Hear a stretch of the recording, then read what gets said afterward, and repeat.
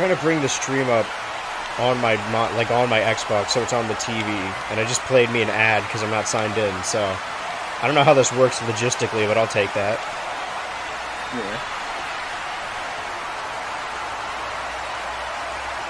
I feel like people do that. Like, they just have a bunch of different accounts watch their stuff, so it, like, artificially inflates. Yeah. I'm sure it's not the most lucrative. useful. Yeah, I feel like it might be easier to just, like, get popular, or just to, like, market yourself. Mm-hmm. Alright, well, everyone. Is this working? I hope so. Yeah, it's not lagging there. Making sure. Welcome. We're back to doing a BCF. This is the little pre-show bit. You guys know how it works. Yeah. Doing a BCF. Back like we never left. Premium live event. And then we totally did. Yeah, it's almost like we never left. It's been a while. I did not plan on it being this long. We did intend to come back for May Day 2. For whatever, Backlash, I guess, was their version of Backlash. Yeah. However, I mean, I told the story on stream that, like, my computer just stopped working, and for a month I waited for a response, and then they just admitted, like, yeah, we can't fix this, and I got a replacement. And I tried streaming on the laptop, but it just did not work, and there's definitely no way. The one time I decided to get the game on PC instead of console, there's absolutely no way I would have been able to run this on my laptop. Yeah. Yeah. So we're back. How does it sound? We're at an awkward crossroads, but thankfully, we're still in line with reality here. Right. We have lore, don't worry. So, yeah. I'll turn this down even more. Crowd ambiance. It's gonna be like half.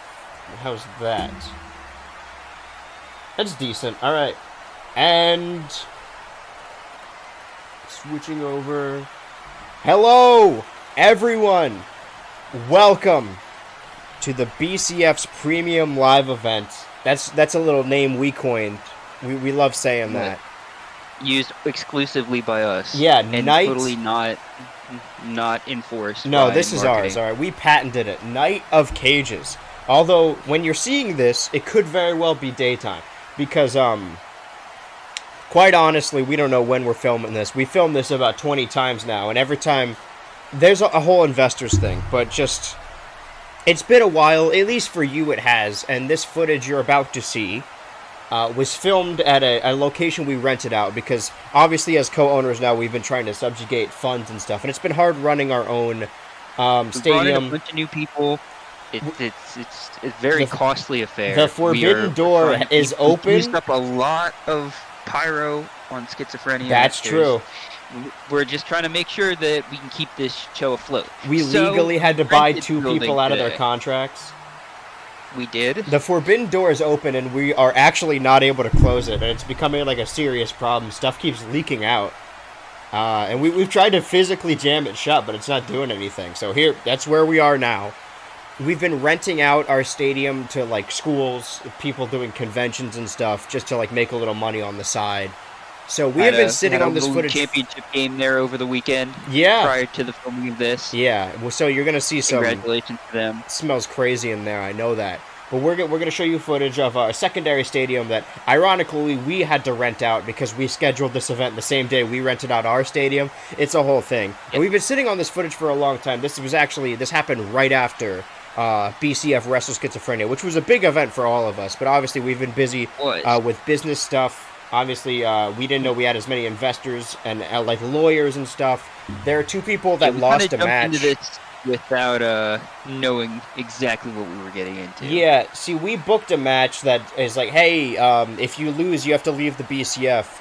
But that match wasn't technically a binding contract because it was just a match. So we had to buy 2 people out of their very lucrative 20-year contracts, and that gave us. Yeah. We took kind of a hit from that. So if you guys want to support the BCF, as any pocket change you have, put it in a little envelope and just hand it to the post office. They'll know what to do with it. And that I promise that will get to us. I think it hasn't yet, but it should eventually. Yeah. I think. It's enough people, willpower, it'll work out. Yeah, but we're not going to change anything just because we need money. But I am going to commentate, and whenever my throat gets parched, I'm going to drink a nice sip of my delicious Coca-Cola brand Coke Zero. Ooh. That's Coca-licious. And that's my genuine thoughts. Is. Yeah. So while I make sure everyone's ready, do you want to give a rundown of all the stuff that happened at Wrestle Schizophrenia? Because it's been a while. It's been a month. All right. It has. It has been a long trying month, and we recently had Wrestle Schizophrenia live from the Laundromat Arena in Saudi Arabia. Our opening match, King Riley was finally dethroned by Mac. We have a new king in the BCF, King Mac. Yep. Jimmy defeated Jim Buckley. There was nothing on the line with that. They just wanted to get on Schizophrenia. They were very pumped about it. Then we had an Extreme Rules match. The new team of Han Solo and the Green Monkey, the Green Boys, defeated Anglezebra and Sands, the Coke brand ambassadors, because they're a bunch of losers. Then we had a Heck in a Sec Lost Boys Championship match where Tank Hills defeated his former business partner, Businesstron, although I guess we never really cleared up whether they're actually still friends or not. But they beat the hell out of each other. Tank Hills won the match, won the title back. Then the no-no door finally opened. We had Tropical Caveman Jim and Todd Sullivan all flee the scene. All from a separate universe, a different timeline, right. rather. Multiversal madness. Yeah. They all beat. Well, they beat Incineroar, although he pretty much kicked their ass for most of the match. It was an Incineroar open challenge. Yeah. And he lost. And he pretty much almost won that match by defeating 3 people, but lost in the end. Then we had a Loser Leaves Town match where the guys, Tough Guy and Cool Guy, get their first ever victory by defeating upset Twin of the century. Andrew and Ryan. It was the upset of the century. They're now gone. We totally didn't have to pay their contracts. They left because of the match. Yeah, it was rough. Then a blow-off Iron Man match. Logang defeated Zack 7-6. It was a very close encounter. I forgot about that. That's crazy. But Logang was in charge from the start. Zack had to keep playing catch-up, and eventually it caught up with him. Then we had a last man standing match. Meet Dave versus Shark Boy Man, which Meet Dave won. Then we had a War Games. Hold on, that match though. Match. That match came of because the entire time in the BCF, Meet Dave is trying to little brother Shark Boy Man, who eventually turned on him in the big room. And when he came out of Wrestle Schizophrenia, he seemed to have some kind of a dark turn to him, like something was off. He did. He seemed a little more on the edgy side there. Yeah. So we'll see who he aligns with tonight in our gang warfare Night of Cages. For the Simp team, won the boys tag team championships in a War Games cage gangbang match over the Chosen Undead. Yeah, who had Kyle, brought Kyle into their group to help because they needed to round it out. And the reason they won is because Will had finally acclimated into the group, wearing the gear. They're so aligned. That's true. Now. He did. That's right. He finally fit in with the crew. The big culmination of that story. It was. And then in the main event, it was for the United Demon World Championship, and that bastard Snitsky once again, the face of the company, defeating Schmitty Tilke and the Boogeyman. Of course, Schmitty Tilke, the winner of the Money in the Briefcase. Boogeyman, the winner of the Big 30. Yeah, and it didn't. Neither of those mattered. Came out on top. We can't get rid of this guy. We can't. His contract is also very long and lucrative, as long as he holds that title. So we just gotta strike while the iron's hot and make sure. Make sure we make money off of him. Exactly. All right. Ignore that. It's a Night of Cages. What did we call it last time? Was it still called War Games? Well, these are the rules of this new revolutionary match we've created. Now, we've only ever had one of these matches so far. in the BCF, and right. that was the Chosen Undead with Kyle, bringing Kyle into the group for one night only, where they lost the boys' tag titles to the Simp team of Mike Tyson, Serial Monster, Igor Simp, and Will. Yep. Now, the Chosen Undead easily could have kept 4 if they just kept Anglesborough around, but of course there's a lot of tension with that. And maybe that's what had them lose the match. And I think the opener of tonight's event, of Night of Cages, you know, Golden Cage, we know why the songbird sings, will be a rematch of our first and, as of right now, only War Games match, where we could see... I think we get only 2 entrances, I remember. So this is Chris. Yeah. The Chosen Undead trying to win back their boys' tag titles. No other game plan, just doing the same thing and hoping for different results. And maybe they'll get it. Just hoping that it changes something. Yeah. Maybe, you know what? If we have enough time, if, like, all the matches happen and we still have time, I know we shouldn't be planning this pay-per-view on the fly, but maybe this does become a tournament. What the BCF is all about. Maybe this was planned on being a tournament anyway. Maybe we see who is the best team in the BCF. Yeah. Because after 4 matches, there will be 4 winners, and then 2, and then 1. It could happen, you know? It really depends. It could. We normally have 7 matches per show, unless it's a really big show. But some of them some of them last like a couple minutes. So we're not really used to having multiple long matches. We'll have to play it by ear. Yeah, we'll definitely see. So who would you think is coming out on top? I would say they had a lot of time to practice, but when this was filmed, they really didn't. They really didn't. Almost immediately after they wanted to get back. Because of that, I think I've got to give the edge to the Simp team. I mean, they've got the advantage. They just did it. Yeah. They already have... They know exactly what they need to do. It's just about recreating it. And now... Oh, there it is. Oh, I guess the 2 leaders are going to face off against each other first. Maybe? Well, he's got that boys tag title. He's holding it like it's a world title, because to him it is. All Igor Simp has ever wanted is his team to be tag champs. And here they are. That's what I was going to say, is Will is very much a member of Simp Team. They've all, like, melded together perfectly, but Kyle is still a social outcast, yeah. He is. Kyle is still pretty new to the Chosen Undead, and also a very temporary position.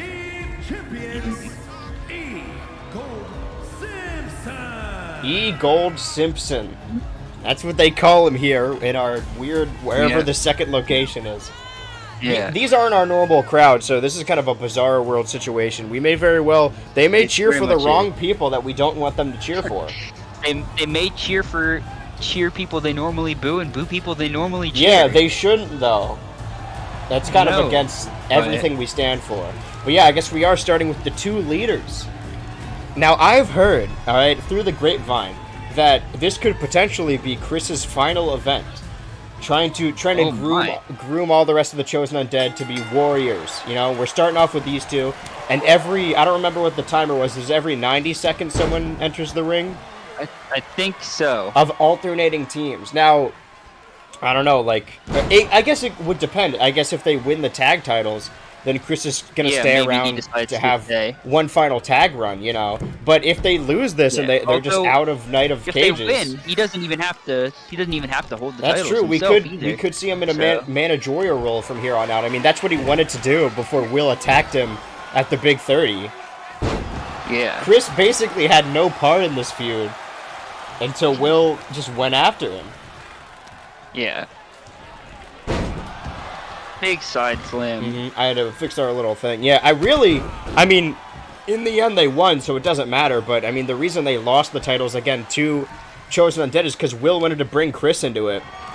It really is just an argument. And you won in their first match against each other. Exactly. So.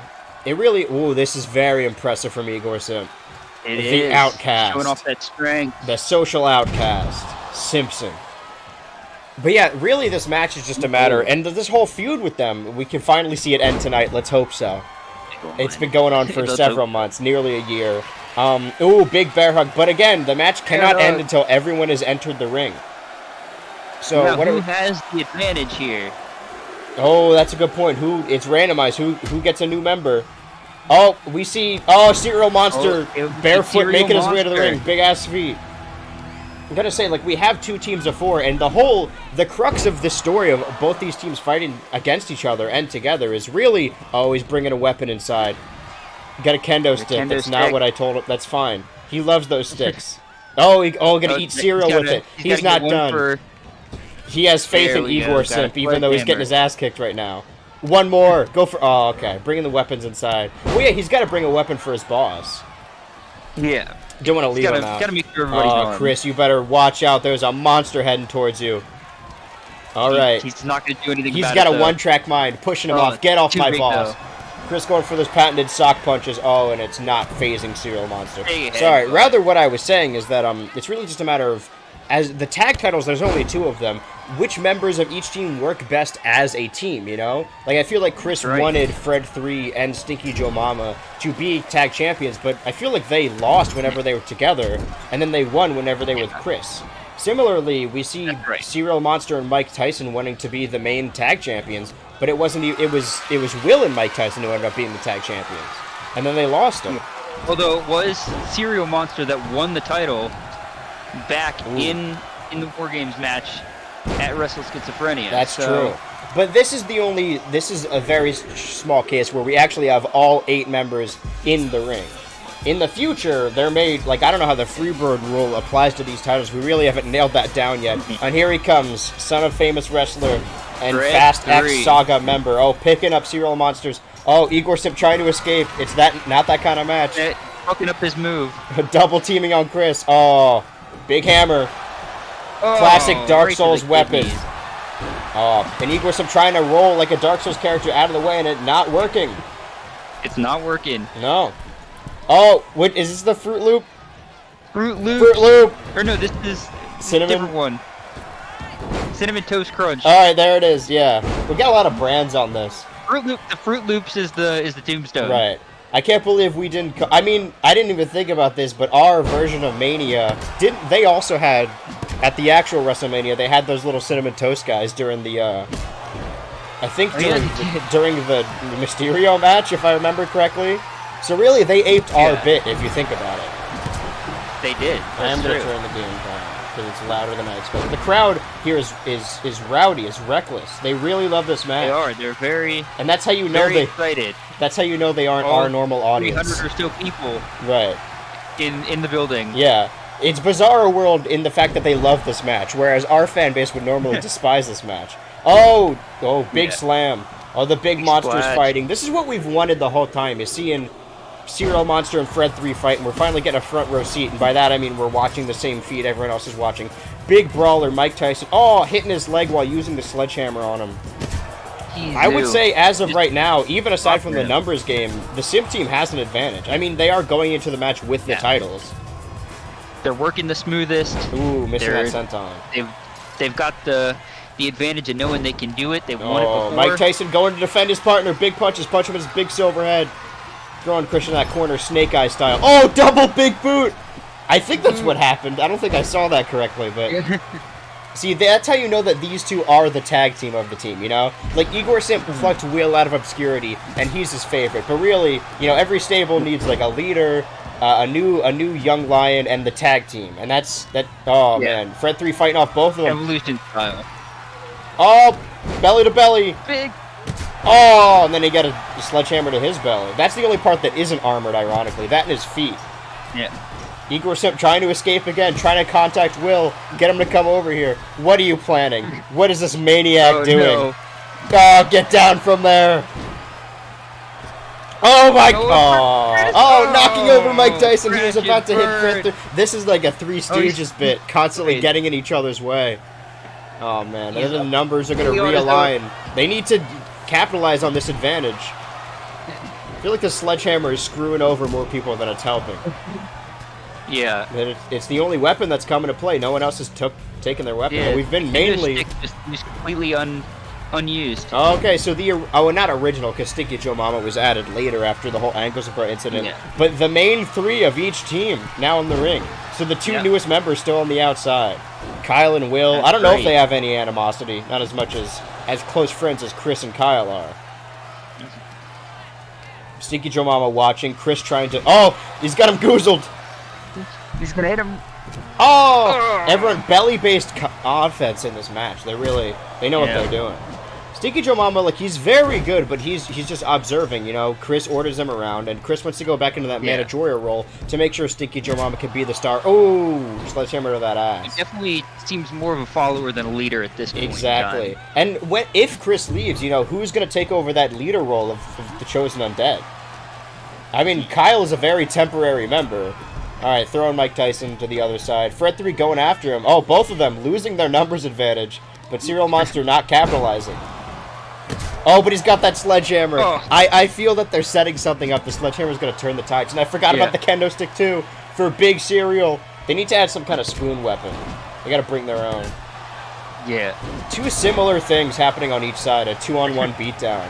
It's really just a matter of... It could be using their numbers better. Right. It's really just a matter of... They know that Will's coming in. Right. Of which of these two you think is going to make more of a difference. I've never seen him do that before. Oh, Mike Tyson using that agility. Ducking under, DDT, fighting back up. Meanwhile, Chris is getting his shit pushed in. I was going to say it's a matter of if you think either Mike Tyson or Chris would be a bigger member or a bigger wind of change in this match. DDT planting them. I don't think we know any of Stinky Joe Mama's moves. I don't know if he has any moves. Maybe he just has generic DDT. Oh, Will. What is he doing? Oh, wow. See, that's what I'm talking about. Agile young guy. But still, like, oh my god! All right, pandemonium. Everyone's switching to the left side. That's where all the weapons are. His classic DDT. Maybe that is his move. I don't know. He's been using it a lot. I'm gonna take a sip of this delicious Coke Zero. Oh no! Jesus Christ on his partner. A big pile of men. But remember, the match does not technically start. Nobody can pin until the final member enters the ring. Once Kyle gets in here. Is it when the bell rings, or when the final member, like, steps foot in the ring? I think it's once he steps foot in the ring. Because what is Kyle's... Oh my god. And we got a quick zoom in on Will's very chapped lips. They sewed his mouth together. What a big mouth. I'd like to know which camera guy was getting that shot. Oh, those are our turnbuckle cameras. Oh, that was a double team. You know, that spoon to elbow. DDT, mocking Stinky Joe Mama with his own move on the sledgehammer. Oh my god, all four of them! Yeah, roll up! Right. We haven't seen a triple simp powerbomb in forever. I think they might be setting it up. Actually do it in... No, I don't think so. Oh god, a classic Kyle move, bringing the table inside. There was a table in the last one, I think. I don't remember what... I think there was, yeah. We're just I don't know if it ever got used. We're seeing a Nexus-style beatdown right now as he put him in the lapel lock, and everyone else they're making sure. Okay, Kyle's distracted. Oh, 2 tables. Can we go for 3? Completely letting everybody get killed. Can we shoot for 3? That's what I was gonna say. Is what is Kyle's reasoning to want to enter this match? He could just stay on that side. Oh, shoot for 3! 3 tables. Come on. Oh, that's enough, though. I think 2 is fine. But they could break. Oh, another belly to belly. Big belly. The cameraman loves when he does. Oh, now the ring has started. War games! We're going to see a lot of that tonight. Lock the cage. Yeah. Oh, Chris, go. Oh, we're seeing this again, but on a closed table, not on his partner. Will already... Oh, DDT. A lot of those. Another DDT. These chosen undead guys love their DDTs. Nobody wants to set up these tables. A lot of people on this side. Kyle brought in 2 tables and then started getting his ass kicked immediately. Will throwing these tables around like weapons. I mean, that's an interesting strategy, at least. It could very well work. DDT! Oh, my God. It's DDT Mania. Oh, and Rockefeller. I don't know. Oh, my God. Bulldog on that sledgehammer. A whole mess. I mean, I'm glad they have going to the other ring. I'm glad the Simp team has matching attire so we could tell, you know, who's on what. It's much easier to tell who's who. Yeah, exactly. The rest of the team should have done this. I don't know who's bleeding, but I feel like a bunch of people are busted open. This is a mess. Yeah. I mean, Chosen Undead... probably consider going to a different ring. Chosen Undead should have all matched pink. A lot of people here. But considering Chris's retcon skin is now pink and Kyle's wearing his classic pink suit. Oh my god! Going up. Oh, I thought he was going to go on the turnbuckle and then do... What's his AA called? Is it Humanity Restored? Humanity Restored? Okay, yeah. Yeah. Everyone's still on the left, as well as all the weapons. Big power slam. Power slam. On the table. Maybe throwing Stinky Joe Mama to the other side. No. Double team. Those Mike Tyson punches. Punching right in the guts of Stinky Joe Mama. I feel like as a team, we've... Oh! Kyle pin. 1, Okay. Serial Monster If very there's unhappy ever about a it. move for the match to end on, specifically this match, it would be the DDT. Oh my god. Oh, whatever. I was gonna say, throughout like all the teamwork, like we've basically, I think we've only seen Will working with Mike Tyson, and they were former tag champs, so they have that chemistry, whether they like to admit it or not. Meanwhile, Chris has chemistry with all these members, but I don't know if these members have chemistry with each other. He's goozled Serial Monster again. That belly punch trying to make him puke up his milk. A lot of milk-based superstars. Oh, Mike Tyson using those punches, breaking Kyle's ribs open. This is what you get for winning a cage match, buddy. Oh, Bulldog. He loves cage matches. I don't think he's won a single one yet. No, I don't know when his last Hell in a Cell. Oh, you can't see me. Oh. The little Jimmy. I don't know if all of the Simp team is down. Oh, but could Igor Simp turn the tides by standing up? He's got a hammer. He's got a weapon. Watch out. Chris is doing something. His power bomb. The Chris bomb? I don't know if we ever named that. He's going for that pin, though. Will immediately breaking it up by kneeing him in the head. Former best friends, now turned enemies. There's lore here that we don't... Oh, Kyle throwing his tables. He's going to make his own little fort on the right side. Bear hug. Oh, double bear hug. Oh, but Kyle can't pull it off. Oh. Stinky Joe Mama trying to transition Will into a Fred 3 move. Oh, there's the bear hug. This is the only one we need to focus on. If Mike Tyson taps out, that'd be embarrassing. All right, he's a boxer. He doesn't do that. No. Chris grabbing Serial Monster by his non-existent hair. The Chosen Undead using the weapon. Oh, back standing up. Now it's a brawl. Oh boy. I was going to say, if anyone's going to use these weapons to face giant monsters, it would be the Chosen Undead. Igor Simp's got to rally his team. Oh, yeah, get rid of the big monster. Oh, okay. Well, they're leaving Will and Serial Monster while they go team up on Fred 3. This may be a good strategy. Mike Tyson's going to block him. Two. Oh, no. Big kick out. All right, well, Chris stuck in the middle. Oh, choosing the... Oh, no. While they're double teaming on Fred 3, Chris may have chose the wrong side. This may have cost him the match, putting Fred 3 on that table. Mike Tyson trying to set up a different table just in case. Oh, my God. Oh, boy. Another slam. Is that Alabama slam? The table. Fred 3. But he's got to pin him off it. What? Oh, he's going up top. Oh, they're going to put him on another table? Oh, Fred 3 fighting back. No selling. Oh, my God. Humanity restored. Igor Simp, do something. It may have been Igor Simp's hubris that could have cost him. He wanted to climb up. He's like, no, I'm going up top. The Serial, or Mike Tyson was picking him up anyways. Yeah. So. Huh. Okay, Will wins. Wow. And still, the boys, the BCF Boys Tag Champions, and potentially moving on into the Night of Cages tournament. The Simp team, the Social Outcasts. Couldn't help but notice they have no music. This crowd is very dead. I guess this isn't the outcome they wanted. It's Bizarro World. You never know who they're going to cheer. That was an instant classic. I'm saying it. I'm calling it right here. Instant classic. Will winning with the It Will Hurt on Stinky Joe Mama. Mm-hmm. Oh, I didn't even catch that. I just saw the pin. So both times, like the reason they won, arguably at Restless Schizophrenia, is because they finally acclimated Will into the Simp team, and eventually it was Will that had them, help them retain the tag titles. He is an integral part to this team. They are an unbreakable family now, and you can't break that bond with just an extra guy in a suit. The Chosen Undead has to reshuffle a little bit if they want to get back in this game. That could have been the final Chris performance we've seen.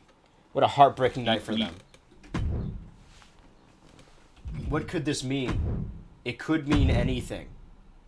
It literally could mean anything. That's correct. They could show up on the next show and just be the exact same. They could very well just interfere later. That's true. Mm-hmm. Although I don't know how well interference works in a War Games match. No. But... I mean, they'll just be on the outside. I guess later tonight, you're right. Wow, so, how do you feel about that match? About the outcome of that? That's what I want to know. I wonder how you feel. I think it was a fair outcome. I think the Simp team was clearly the better unit, so I think they probably deserved to win. So. Was it destined from the start? Was it bound to happen? I think the second they all came out in different gear, it was always going to happen. Mm-hmm. Well, I mean, the tables didn't really. I guess they did come into play, but not really to the finish at all. No, I guess they helped in taking Fred 3 out of the equation Do I for have a to little set a bit. weapon, or will they just like randomly do it? I don't know. We shall see. Yeah, I guess we'll see. Yeah. Mm-hmm. I mean, a lot of stories are a lot of rematches. This is our Backlash combined with our Night of Champions, except only one championship is on the line because it's all tag matches tonight, baby. That's what it's all about. Yeah. Because we've had so many And teams and it's so many already happened, stables, so- and all our stories are normally tied to teams and stables. So tonight we're going to determine what the best team is, and this could change the tides of the entire tag scene if you think about it. It could. Mm-hmm. I mean, it could change the tides of all of the scenes. If one of our champions gets pinned here, I mean that That's could lead true. to a title match. Eventually, yeah, anything could happen Yeah. in the BCF. That's what I always say, and nobody ever listens to me, but it's true. Don't worry, I'm just making sure everyone backstage is all ready. I'm texting everyone. Yeah, we're big match working with coming the up. sound guys. Yeah. Well, what do you think about Chris's run in the BCF? A successful failure? He's at least bred the think second it's been generation. largely successful. I mean, he hasn't really got much to speak of in terms of singles titles, No. but I would say he built a relatively successful stable. They won the tag titles a couple of times. So I would They've say at that least generally always he's been in the done- tag team discussion or the tag title conversation. Yeah. So I would say that they've done well as a unit. I think it's where they go from now that's really going to determine it. So Do you think that the Chosen Undead can survive without Chris's leadership? Because it seemed like they weren't working a whole like that well as a team in that match, and Kyle was just a temporary fix. But maybe Chris wants to keep him around for a little longer to help train. I wonder if, I mean, it'll depend, but I think it's possible that they're too dependent on Chris and they'll get even better without him. Could you argue They may be relying on him too much. Could you argue that they don't even need to be a team? That maybe Stinky Joe Mama and the Chosen Undead is holding Fred 3 back from being a bigger star because he's a big guy. I mean, it's in his blood. I mean, we saw what happened the last time that allegation came out. He beat the shit out of Angle. Yeah, he proved himself right. And kicked him square down the card. Yeah. So. Yeah, no, Angle Zabra. You could argue most of that was Angle Zabra's fault, but we'll see. Fred 3 took initiative, took stuff into his own hands, and he proved himself. It's always hard whenever someone does kind of a dick move and they're proven to be right. But he was right. I mean, look where Angle Zabra is now. He made the right call. Like in the long run, Angle Zabra is a hot mess. You know, you don't want that on your team. But do you even need the team? I mean, if accomplishing everything in the tag division is holding the titles, then what more could you want? There's other titles that he could very well be going for that aren't tag related. War Games. I mean, he may fix putting a crown on top of his helmet. Who knows? Now this is also not an exact rematch of Wrestle Schizophrenia, a backlash, if you will, but it slightly is. Someone's getting their revenge. They've got some friends now. From each team will be released to enter the match. The team with the advantage will be the first to have a I'm reading these rules for the first time. I mean, we wrote them, but I forget. It's been so long. Yeah. We wrote these at Wrestle Schizophrenia for the match we there. wrote it on a little napkin and handed it to the announcer, who we can hear, by the way. That's exciting. I don't know how long that's going to last. Yeah. We still can't see him. But this isn't our stadium, so I guess he was just recorded after the fact. It just dubbed over. Ooh. The winner of the Big 30, the leader of the Dark Alliance, and the loser of the Main event undisputed of Wrestle Schizophrenia. Demon Boys World Championship. Yeah, and main event of Wrestle Schizophrenia, which he lost at because he was all alone. So we're seeing, I mean, we've seen the big three stables so far of the SIP team, the Chosen Undead, and the Dark Alliance. And the Dark Alliance had a very mixed night at Wrestle Schizophrenia, we could say. Yeah. I mean, Jimmy got to keep his name. Yes, Jimmy got his win, kept his name. Right. Earlier when I was making sure all the rest of them really suffered. Earlier when I was making sure all the stars were backstage looking at the names, I couldn't find Jim Buckley. And I was like, oh no, what happened to this guy? Buckley now. Yeah, his name's Buck. I forgot he lost the Jim name. He's just Buckley now. Yeah, he's just Buckley now. That's rough. That's gotta be rough for him. Oh, I thought Boogeyman was going up the steps. We may be starting with team leaders again. the leader of the Dark Alliance. Yeah. So then we know that the rest of the Dark Alliance in Incineroar and Jimmy are going to be here tonight. Jimmy had a good night, keeping his name. Boogeyman lost. Boogeyman took the pin, right? I think he did take the pin, yeah. It may have been, yeah. And then, I mean, obviously we know Incineroar had a really bad night. He did his classic Incineroar Open Challenge, and a bunch of multiversal members, you know. Oh, and here's one of them right now, leaking in from the Forbidden Door. All attacked him.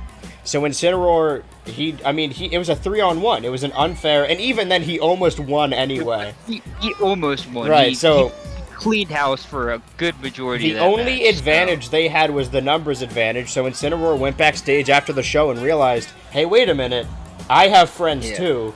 Let's run this back. You know, you bring your guys. I'll call mine. Exactly. So now we're finally gonna have a fair fight between, I guess, what we would call, like, I don't know, the Forbidden Door group. I mean, this is a very temporary group just to get them reacclimated with the new universe, because the rules of this universe may be slightly different. Who knows what it was like there? Yeah. Maybe there could be less oxygen here. Who knows? Maybe they eat pizza with like a fork and knife. Moon. It weighs completely different. Yeah. Oh, that would explain why they lost. They're not used to the gravity. So we are seeing the Dark Alliance, and it is a 4-on-4. So each of them have added a new member at least for tonight.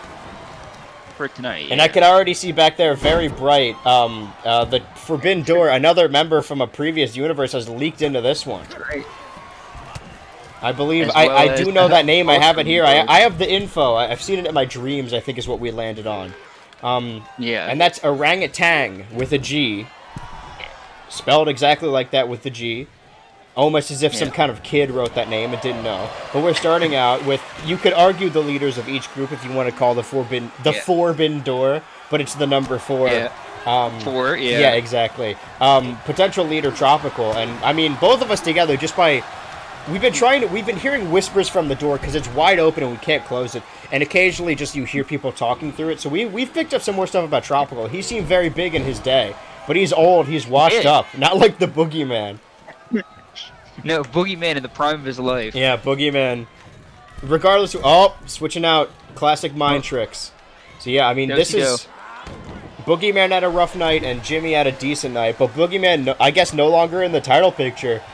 Because their priority, or at least for right now, this is just a little side thing, you know. They have to back up their friend. Incineroar got himself in a lot of trouble. Yeah. Oh, those kicks, those metallic kicks to the corner. But Boogeyman can survive. Oh my god, standing on his neck. That's the weakest part. Oh my god. Oh, that's straight steel. Oh, and here he comes. If he lost his name, what would he just... I guess he's bringing a weapon. He'd be me, right? I guess Mai. He'd just be me? Yeah. Mai. He's bringing a table. We saw... I mean, they're starting early with the table. But if they can get Tropical through this, they have a prime advantage. I mean, they already have the numbers advantage. We didn't really know a whole lot of their moves. But we'll name them on the fly. Oh, Jimmy bringing in a sledgehammer, too. Jimmy wants violence, all right? And that's the thing about this dark, this edgy group, is that a child like Jimmy joining the group gets kind of corrupted. I mean, he wasn't a saint before, but... Not that the Dark Alliance are bad people, but they definitely believe in the dark arts. Oh, yeah. A former world champion, a former contender. I mean, the Dark Alliance, former world champion, former Big 30 winner. What has Tropical ever done? Aside from get burned and have robot parts. Throwing a child on the ropes. Boogeyman, yeah, gotta use that table. He beat Incineroar at Wrestle Schizophrenia. But yeah, but that wasn't just him. I guess Incineroar is the last one who's got to accomplish something. Oh, knocking down that table with that knee. Well, they did win the tag titles, but he hasn't done anything on his own. Did they win the tag titles? Oh, throwing the table on Jimmy. I have it here somewhere. Yes, they beat the Chosen Undead. It was the Boogeyman and Incineroar. Okay, so yeah, former tag champ, former world champ. Oh yeah, I remember there was a period of time, like 5 minutes, where they had all 3 titles. Yeah. Oh. Yeah. And here, this man competed at Wrestle Schizophrenia. We saw some of him. Of course, representing his dead brother, or missing brother on his armband, Todd Sullivan. Very tall. Everyone in this other... I mean, that might have something to do with the gravity. Everyone in that universe seems really tall. They do. Todd Sullivan grabbing that weapon. Boogeyman using Jimmy's sledgehammer to teach him a lesson. That's what I'm saying.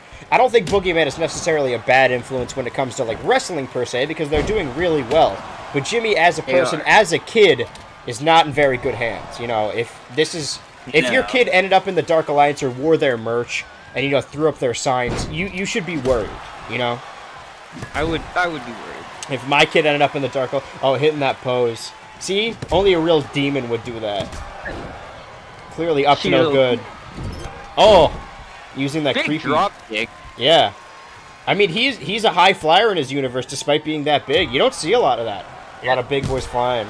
We have very old-fashioned ways of doing things in our company, where every big guy must fight like a big guy. Jimmy going up top. See, this is the benefit of being a young guy, though. Oh, but Todd Sullivan, he knows the ropes. I can't imagine... I mean, obviously, Boogeyman and Jimmy haven't been in this match, but Tropical and Todd Sullivan have never gotten anywhere near this kind of match. Sling Blade. No. I really hope no one throws anything... I believe one of them said it was unheard of to have more than 3 people on a team. That's true. in a match. Yeah, So- they've never... That's why they scrambled to get a 4th person from the other universe, from the Forbidden Door universe. Oh, here he comes. Yeah. The Enforcer. The Mercenary.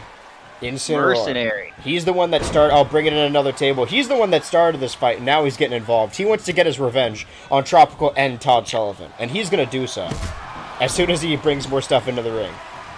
Oh, yep, there he goes. Another knee. Ooh, Senton missing. Stop sign, yeah, there we go. We haven't seen a stop sign yet. He's getting the crowd pumped. The crowd here loves these stop signs. Wherever we are, Florida or something, wherever this was filmed, they love stop signs for whatever reason. Oh, he's building a stop sign. Jimmy using all his wherewithal to fight Tropical. I was gonna say, I really hope no one throws something at Jimmy and he gets busted open. That's to staple his head. That'd be gross, especially for a kid when your brain is still forming, you know? That could cause serious damage. Oh, man. It's kind of hard to see the color correlation because Todd Sullivan didn't get the memo. But, package pile driver, or package whatever, suplex. Tropical on the other side, but using their numbers advantage. Never mind, everyone bailing on Incineroar again. You got to feel for Incineroar a little bit because obviously Jimmy and Boogeyman love to support their friend, but Incineroar did kind of drag them all into this. Yeah. You could argue, but Although I don't know I'm if sure you would. Incineroar would be just as happy to go at this Yeah. 2-on-4, 3-on-4. So Yeah. I mean, really, he would go after anyone that offered him the amount of money he needs. 2 tables, sandwiching Tropical together. This is a good plan. They're trapping him in the corner while they beat up Todd Sullivan. But it may not last as Caveman Jim, the 3rd man to make his debut at Restless Schizophrenia. Big guy coming in. Jimmy trying to fight him. This may be a problem. Oh, using his weight. Jimmy couldn't even get his arms around his waist. No. This is rough. Well, these are 3 people Incineroar needs to get his revenge on. And using the table, not in a great way, but going after Tropical. Very similar fighting styles. Well, actually, everyone fighting right now is very different fighting styles. Look at the David and Goliath match with Jimmy and Caveman Jim. All right. The Dark Alliance all standing. They all got to take down Caveman Jim together. Do a cool sequence. Turning his attention towards Incineroar. Oh, they dropped the table. They got the stop sign now. They can't stop this force of nature. Oh, they literally stopped him. Oh, throwing it. Knock it over Jimmy on accident. I mean, it's hard for any... I mean, we saw some good synergy with the Simp team and the Chosen Undead because they have, even if it was one time, they've been in a War Games match before. Whereas everyone else feels very off and they're trying to acclimate to having 2 rings. It's a strange change of pace. Choking the life out of Jimmy right now. Yeah, he's going to crush his skull. The biggest and the littlest guy. And this is unheard of. Oh, busting Todd Sullivan open, but it won't matter. It blends in with his mask. It does. Oh, now the extra man that the Dark Alliance has picked up. And we talked earlier about bad influences and kids going down the wrong path. Meet Dave after his edgy showing at Restless Schizophrenia. Could he be a permanent member of the Dark Alliance? I mean, we argued that maybe... Go up top immediately? Nope. We argued that maybe Cool Guy was a bad influence, and in the end, Sharkboy Man was a bad influence. This guy is just going from bad influence to bad influence. We just want this guy to be a charming kid, but now he's with the Dark Alliance and practicing the dark arts. And if they win tonight and potentially move on, he could be, evolve from an honorary member. More of a member himself. Yeah. All going up top. He's going to prove himself. I've never seen Meet Dave do this. Oh my god! Big splash. Trust him. That's going to help them later in the run. But remember, see Jimmy calling on those demons. He's got voices in his head. And meet Dave, the other kid trying to go after Caveman Jim. They both got something to prove. Going for that stop sign. The only way to stop Caveman Jim in canon is with the stop sign. That's why they brought it inside. I think so. I think they brought it in. I don't know. It should have, yeah.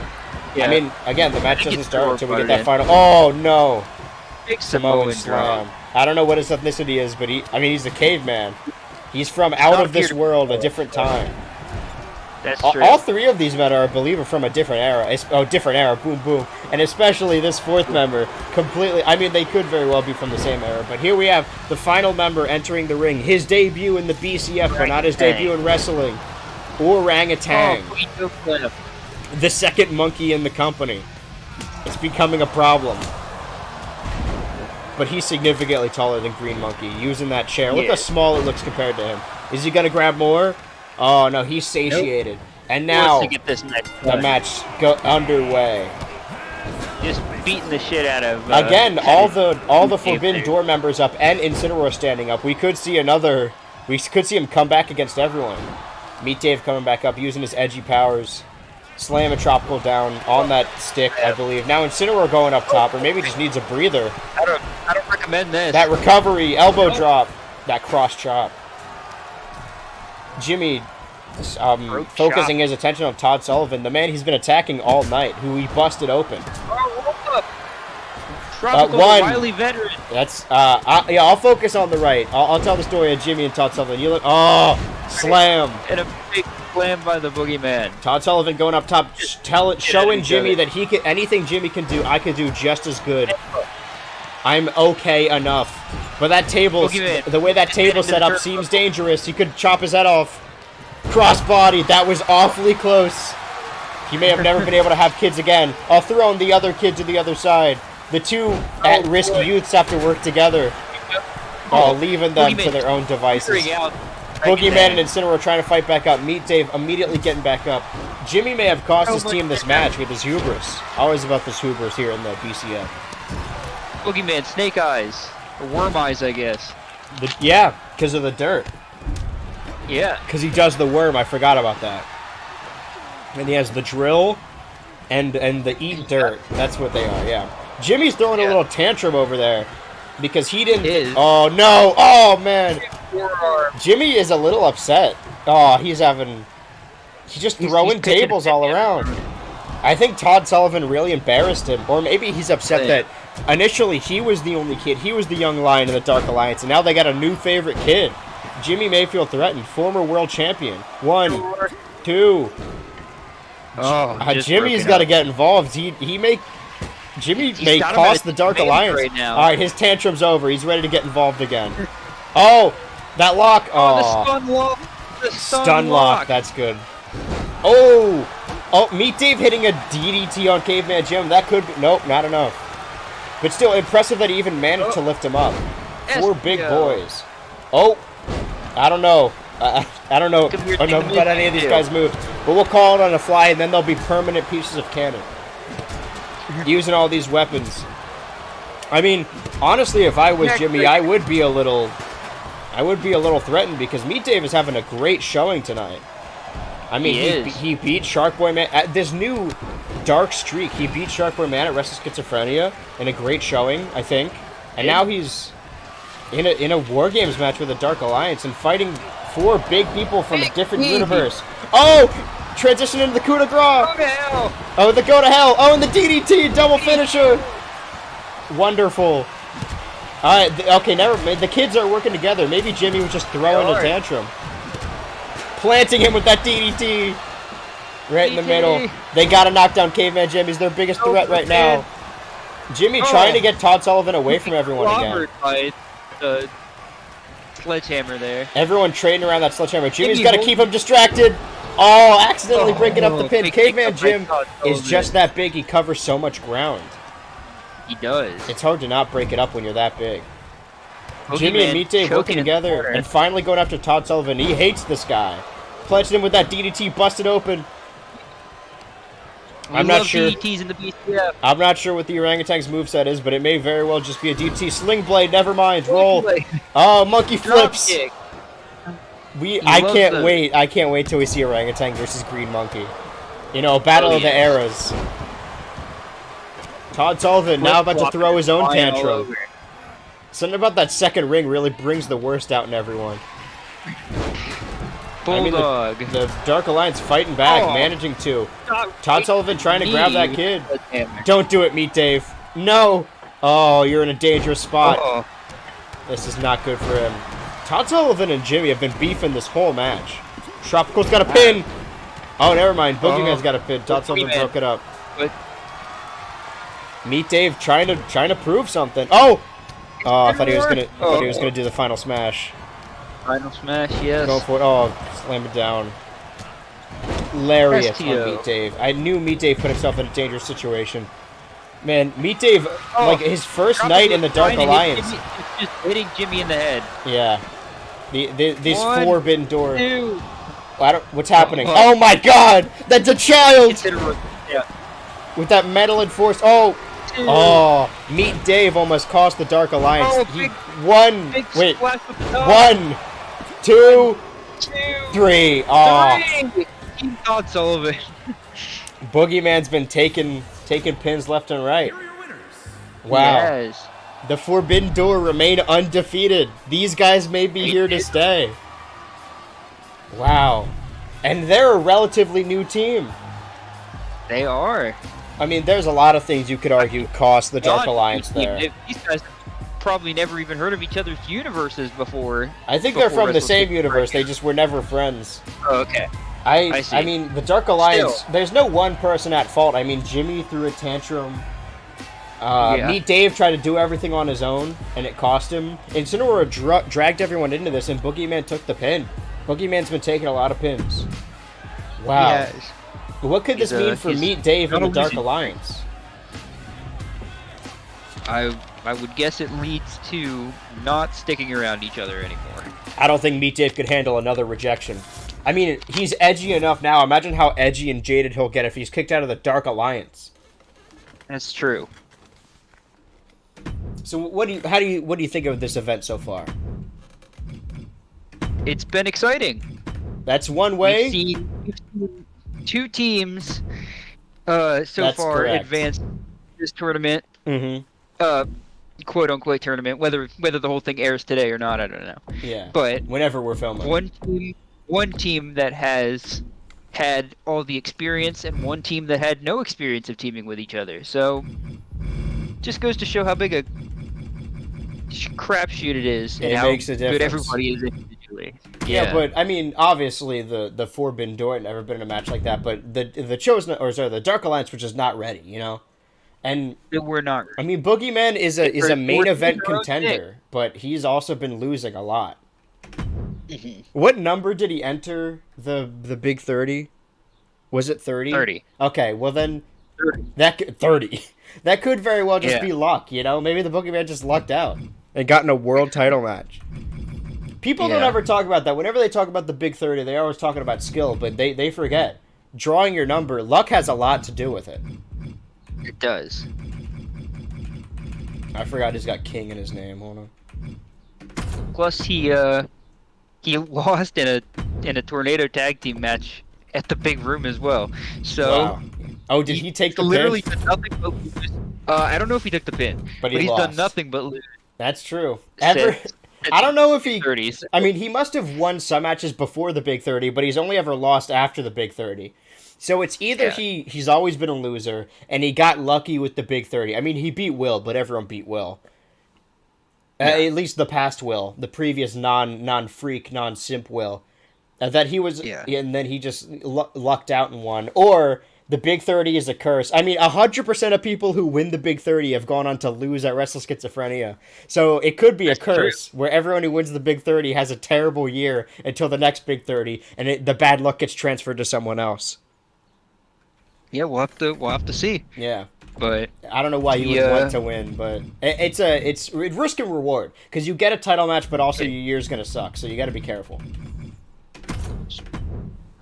hey, maybe you think you're the guy that's not gonna suck. Yeah, it ripped everyone else, but I'm different. You know, it won't be the same. Yeah.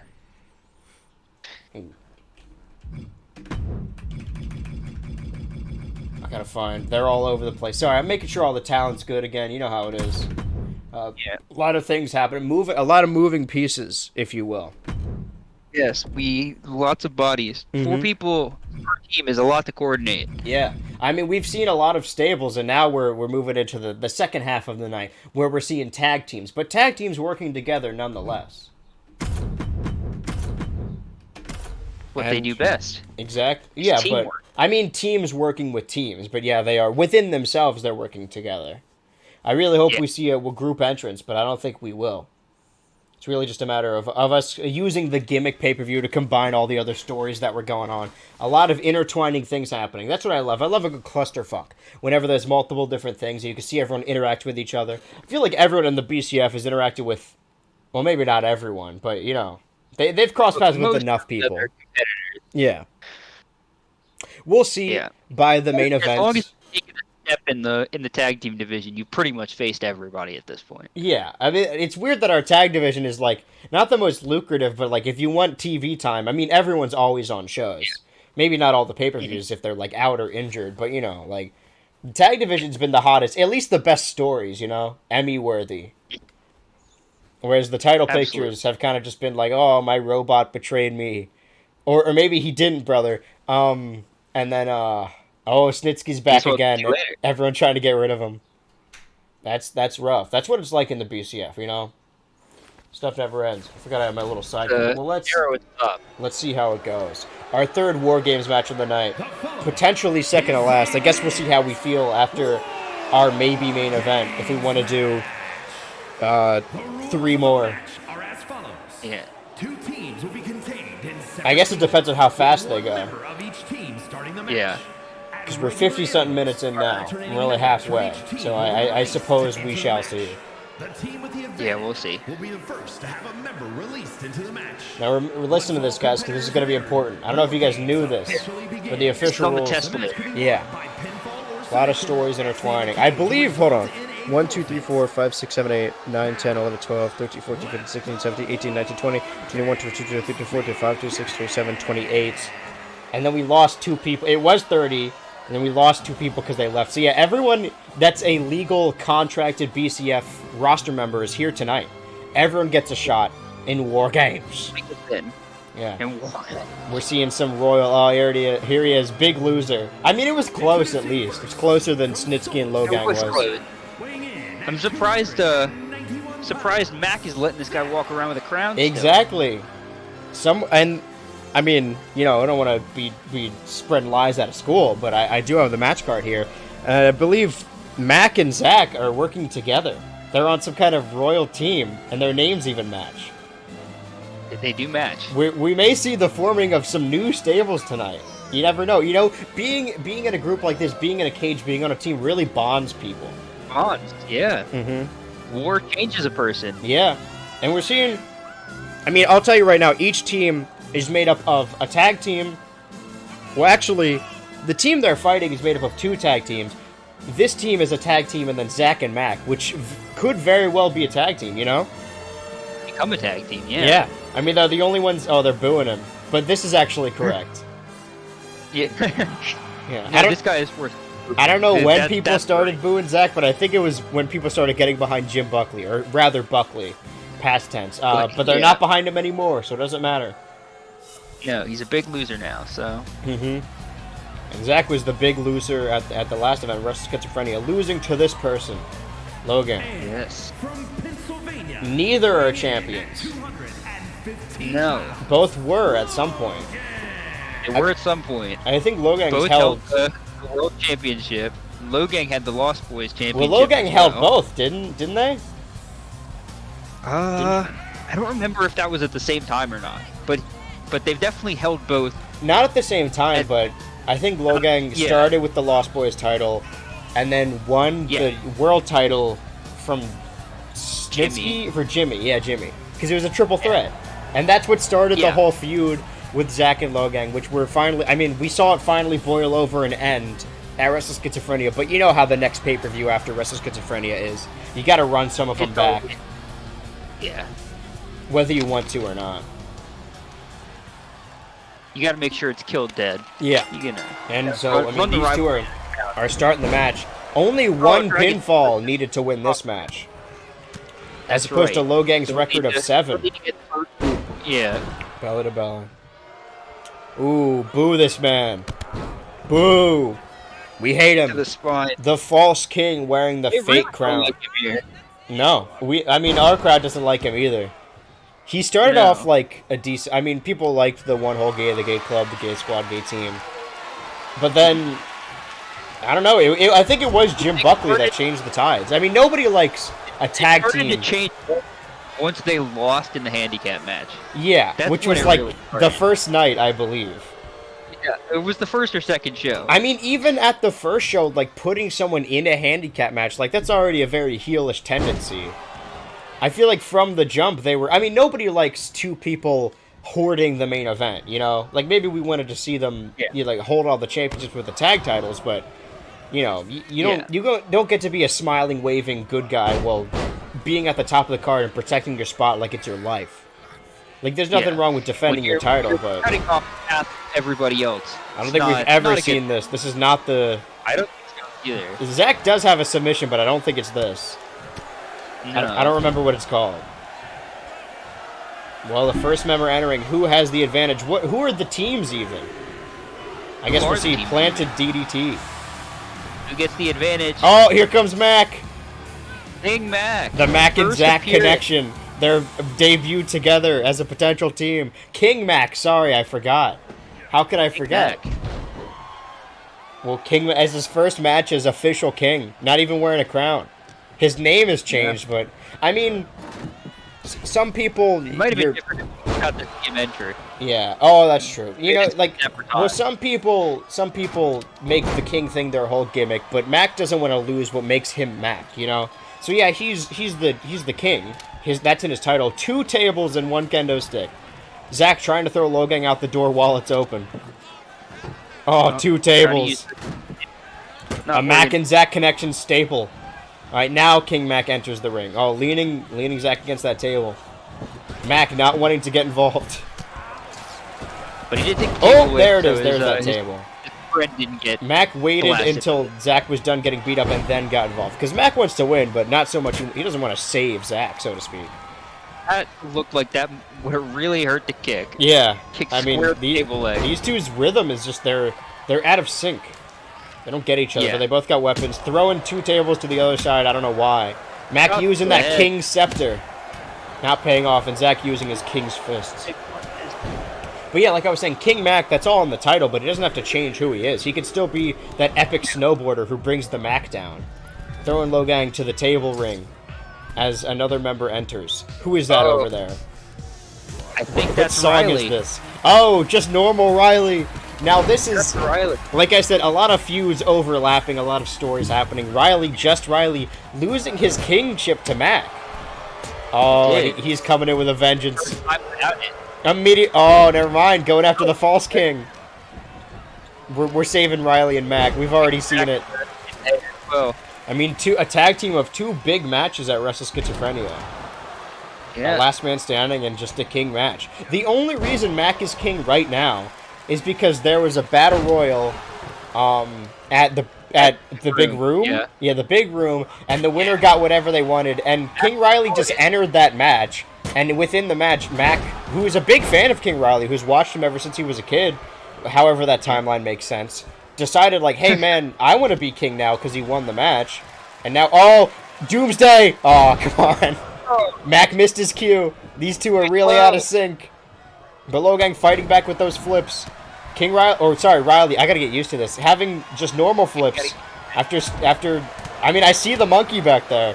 I don't know if they're on the same team or not, but I mean, It we would know be the where first Riley got his time movesets. We can ever. see the feud boil over. And we see 2 tag teams back there. Zach going up top. I don't even remember who's on what.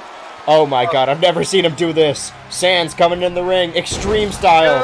Oh, breaking his spine under that weight. Some would Alright, say Sam. Riley has been carrying the BCF for a while. He's got that, he's the workhorse. He's no days off. Zach No days off. going for a pin, but it doesn't matter. He doesn't understand the rules. Now, of course, this new Extreme Sands bringing in as many weapons as possible. That's what the Coke brand ambassadors are all about. Stop. I mean, He's only lost matches since he's become this Extreme Sans. And I couldn't help but notice. I don't want to jump the gun before people are in the ring, but have you noticed that the Green Monkey and Sans are in different cages? Former tag members. Well, they did face each other at Wrestle Schizophrenia. Exactly. And I think. Oh, I don't remember who took the pin in that. Whether it was Sans or Angles of Bro who got I don't. in that. I think it doesn't matter. But they both lost, is what matters. They definitely lost. So we have the team so far of Zach, Mac, and Sans, right? What's the connection there? I guess Sans and snowboarder Mac met on the slopes, maybe. They might know each other. But, I mean, Sans has no beef. I don't really know how Angles of Bro or Sans really. How they got involved with this? Unless they really just decided to get involved after knowing that. Oh, here comes Han Solo. That's what I was gonna say. I think are very very close frenemies. I think Logang, like initially Mac and Zach formed backstage for whatever reason, and Zach went after Logang, and Logang's like, I gotta put together a team. So Logang initially went after Riley because they're good friends, and then Riley called in a favor with the Green Monkey, and they have history. Have history. Right. And then Green Monkey's like, hey, I got another member. I got a team member. Let's bring in the Green Boys. Green Boys for life. So they had a fully formed team, and it was originally just Mac and Zach against them. And then, the Coke brand ambassadors saw the Green Boys and needed to get Yeah. Because Sans has no beef with their Zach busted open. Get a win in. Yeah, maybe. I mean, statistically, they don't even. Yeah, even if they're not involved with the pin at all. I mean, they have other. Yeah. They could put their hope in Zach and Mac. But yeah, Sans has no beef with Logang or Riley, but he does have beef with Han Solo, and we'll see how this boils over. Yeah. Oh, King Mac going up top. These were the two young stars that this is how the Battle Royal ended. The two debuts. The two new hottest stars. The two youngest. Well, that's not true, but throwing Han Solo down. King Mac going up top. I mean, this is a rivalry for the That's nasty. That's what I was saying, is there's so many interlocking stories. I mean, Han Solo and Mac have beef. Mac and Zach are a team now. And now Angles are coming in, team members with Sans. And it was Han Solo that teamed with Sans' ex, and Angles of course. That's a rough subject for him. Yeah. We're seeing Zach and Riley fight as well. I mean, it's worth noting that big drop. Zach has been yielding a fake crown and has wanted the crown for a while, almost as much as Kyle has. And Riley's been gallivanting around with that crown. And the one time he puts it on the line, it's given to some other guy. There's beef there for sure. I mean, absolutely. Right. Riley didn't want to get involved when the one whole gay was running the main event, but he's friends with both of them, or at least he was. He was on the come up in the singles scene at the time, fighting Green Monkey over and over. But that's how you know they work well together, because they understand each other. Mac, just ate that. It completely no-selling. Took the second one. Mac and Zach proving themselves as tag team, beating up on the former king. Oh, meanwhile, Angles and Sans, I was gonna say doing a good job, but really not so much. Like Logang and Han Solo aren't even fuck around to find out. Oh, that was a man on a car wheel. You're right. Logang and Han Solo never interacted, not even on a team, and they're already doing better than the Coke brand ambassadors. DDT Planum. Yeah. And they were evenly numbered between the two of them, but they were shy a member overall. Yeah. And now here comes the Green Monkey, a green boy, and we get to begin. Close that door, ring the bell. War games! Started. Oh, trying to go for the man on a cartwheel, but King Mac fighting out of it. Slamming Riley down. That's what I'm saying, so many things happening in this match. That was rough. It was a bulldog, I think. Oh, the heels. Supposed to be. Coke brand ambassadors going after the Green Boys. Of course, they've got beef. We saw them fight at last event, and Zach trying to help out his new team members, trying to prove that he can be a good leader. But Mac, the actual king, the actual leader. I mean, In all the other matches, we've seen the leader of each team come out, and for this, we've seen Zach come out first. But you would argue that the King should be first. Slamming Green Monkey you would down. think so. I mean, we don't know if this whole Zach and Mac connection started prior to him becoming the King. I don't. Well, it started prior to Wrestle Schizophrenia. They had something cooking in the background the whole time. I mean, we'll see how long this team lasts. Oh, Angles are going for that lock, trying to break Han Solo's swinging arm. Oh, fighting out of it. True. Oh, drop kick. So yeah, I mean, Zach and Logang have beef. The Green Boys and the Coke Brand Ambassadors have beef. King Mac and Han Solo. Zach and Riley to a certain degree. Riley and Mac. Riley and Green Monkey learning from each other. This has been, I mean, this is the most thought out. So many things happening. And it could result in anything. Zach going for, I know Zach's good. All the heels just watching over Green Monkey. All of them left standing. This is rough. Going for that pin on Han Solo. Going for that pin on Green Monkey. Not the Green Boys. Oh, Team Angles abroad. It's worth noting that technically the Coke Brand Ambassadors won that match, if you think about it. They did. They finally proved their worth. They actually got the pin. Although we could at least did get a win over Sands. Yeah, we don't know. Sands yet to get a pin himself. We don't know how long Zach and Mac are going to last, but Mac may have seen the usefulness in the Coke Brand Ambassadors. They could be his new goons in his royal cabinet, you know? We could see a stable forming tonight. Sometimes Coke Brand Ambassadors running into each other. He's a sneaky one. He likes to have other people do the work for him. Sometimes the good guys just lose. It was nice to see King Riley, I gotta get used to that. It's nice seeing Riley and Green Monkey work together, especially him teaming with the Green Boys, but in the end... So basically everything that happened at Wrestle Schizophrenia was, except for King Mac, was like undone. Because Logang won, and the Green Boys won, and then they lost. So we're even Stevens. But at least Riley kept his loss, that's good. Yeah. He's having a rough go of it, you know. He's gotta get himself back in the game. Recalibrate. He's gotta get away from this weird tag scene if he ever wants to get his crown back. But we may see a cabinet forming tonight. But aside from that, moving on to our main event. Probably. Our main event. Mm-hmm. Okay. I gotta make sure. You know how it is. You know, I've been doing this the whole event. I'm just making sure everyone's ready. It's hard to schedule these things. I mean, I'm just going through the video files, really, because these are all pre-recorded. But they dumped all of it. Like, it's a year's worth of camera footage. And they're all titled, every title is just untitled 1 through 2000. So I'm just clicking through all of them and seeing which of these videos is the right one. And it's, I don't know, our cameramen are all interns, and they were from Florida. I don't know why we have them in a different location, but it seems counterintuitive. Yeah, it takes us a long time to process videos as well. Oh yeah, rendering is a bitch. Like, it's just driving stuff. It's just not good, you know. But that's what it's like running a wrestling company. I mean, we took over from the previous CEO, and I thought it would be fun, and it is fun. But he did way more than I thought. I mean, it doesn't help that he fucking ran away and didn't give us the lowdown on. We don't even know where he is. I mean, if he comes back all of a sudden and he wants the show back, I'm gonna be upset. He could show up anywhere else, you know. I mean, that forbidden door was in his office. He must know something we don't.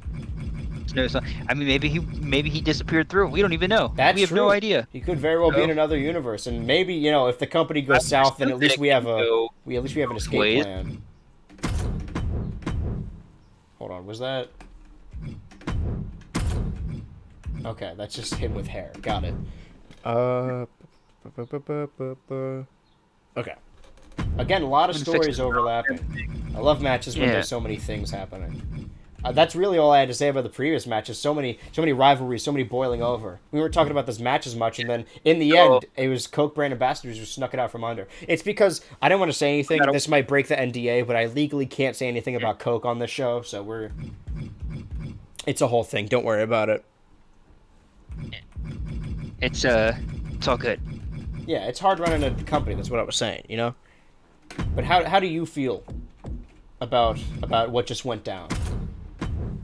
I think this Zach and Mac is looking like a strong unit, and it certainly seems that these brand ambassadors are looking a lot like henchmen going forward. Yeah, but to who? The true king or the like? How long is the Zach and Mac connection realistically going to stay around? Maybe both of them. Who knows? Mm. I mean, we don't even know how their relationship started. It could be that one of them is the clear senior already. Well, one of them is. One of them's been in the company a long time, and one of them is new. Well, I just mean like superior. Oh, right. You know, the boss. Well, I mean, I think Zach believes himself to be the leader, despite not being the king. Yeah. Big main event, full of main eventers. You don't wear a crown when you're not the king. Exactly. And expect to be the employee. That's why Riley had beef with him a little bit, is that Zach is always in the background seething that Riley had the crown. I mean, we could see even Kyle get involved, because he wanted the crown, but he got a little distracted with the whole demon god thing, and that distracted a whole lot of stuff. It kind of spiraled us in a completely different direction. Really did. That's why we need Josh Cena around sometimes, because just random shit pops up and we have to roll with the punches. He could. Yeah. Oh, I totally forgot. Sorry. There's my name card. Chet S. Skylark. And let me. I should have did this earlier, but everyone knows who we are. We're stars. Yeah. Put that there. I believe the match is starting right now. Big contracts. War games. Oh, I forgot. We have the long intro about the rules. We realistically could have kept talking. You never know. Anything could happen in the BCF. As Josh Cena used to say, senior commentator, he only shows up for the big events. He's like our JR, There's echoes of him around the stadium. He's like a ghost. We don't know where the other commentators went either, so, No. I mean, that door is awfully suspicious, so. War games. So, yes. Who will be leading these teams today? Well, there's only there's only eight other people in the BCF. Would have to lead one of these teams, but who's leading the other? Would you say? Our world champion, you would think, is leading one of these teams. We should hope so. He should at least be in the main event. I mean, we're looking at a black screen right now. I don't know whose epic theme this is. Oh no. Oh, it's Doki. Oh, big loser. He is a big loser. That's Former true. champion though. Unknown. What's the man in waiting? Yeah. Well, now a man who has failed to get it done on the biggest stage. I think I have a theory for who may be leading the two teams of this War Games match. We may see a rematch of the match we would have gotten had it not been for the Big 30. Because we know that, I mean, Snitsky beat Schmitty Tilke in the big room, and he beat him in a triple threat. But in one-on-one competition, of course, Snitsky has the advantage, or Schmitty Tilke had the advantage of cashing in. But to be fair, they were both in the big room match. Yeah, so he didn't really have the edge in terms of being fresher. They were in the same match. So. Just by reverse engineering, I mean, statistically, Snitsky or Schmitty Tilke has Snitsky's number in one-on-one competition. And none of that matters because this is not a one-on-one competition. So. It's not a one-on-one match. Yeah, so if Schmitty Tilke loses, none of the momentum is lost. If we even want to give him a rematch. I feel like, there he is. I mean, this is a new season. New season in the Beast. Oh, it's part of him.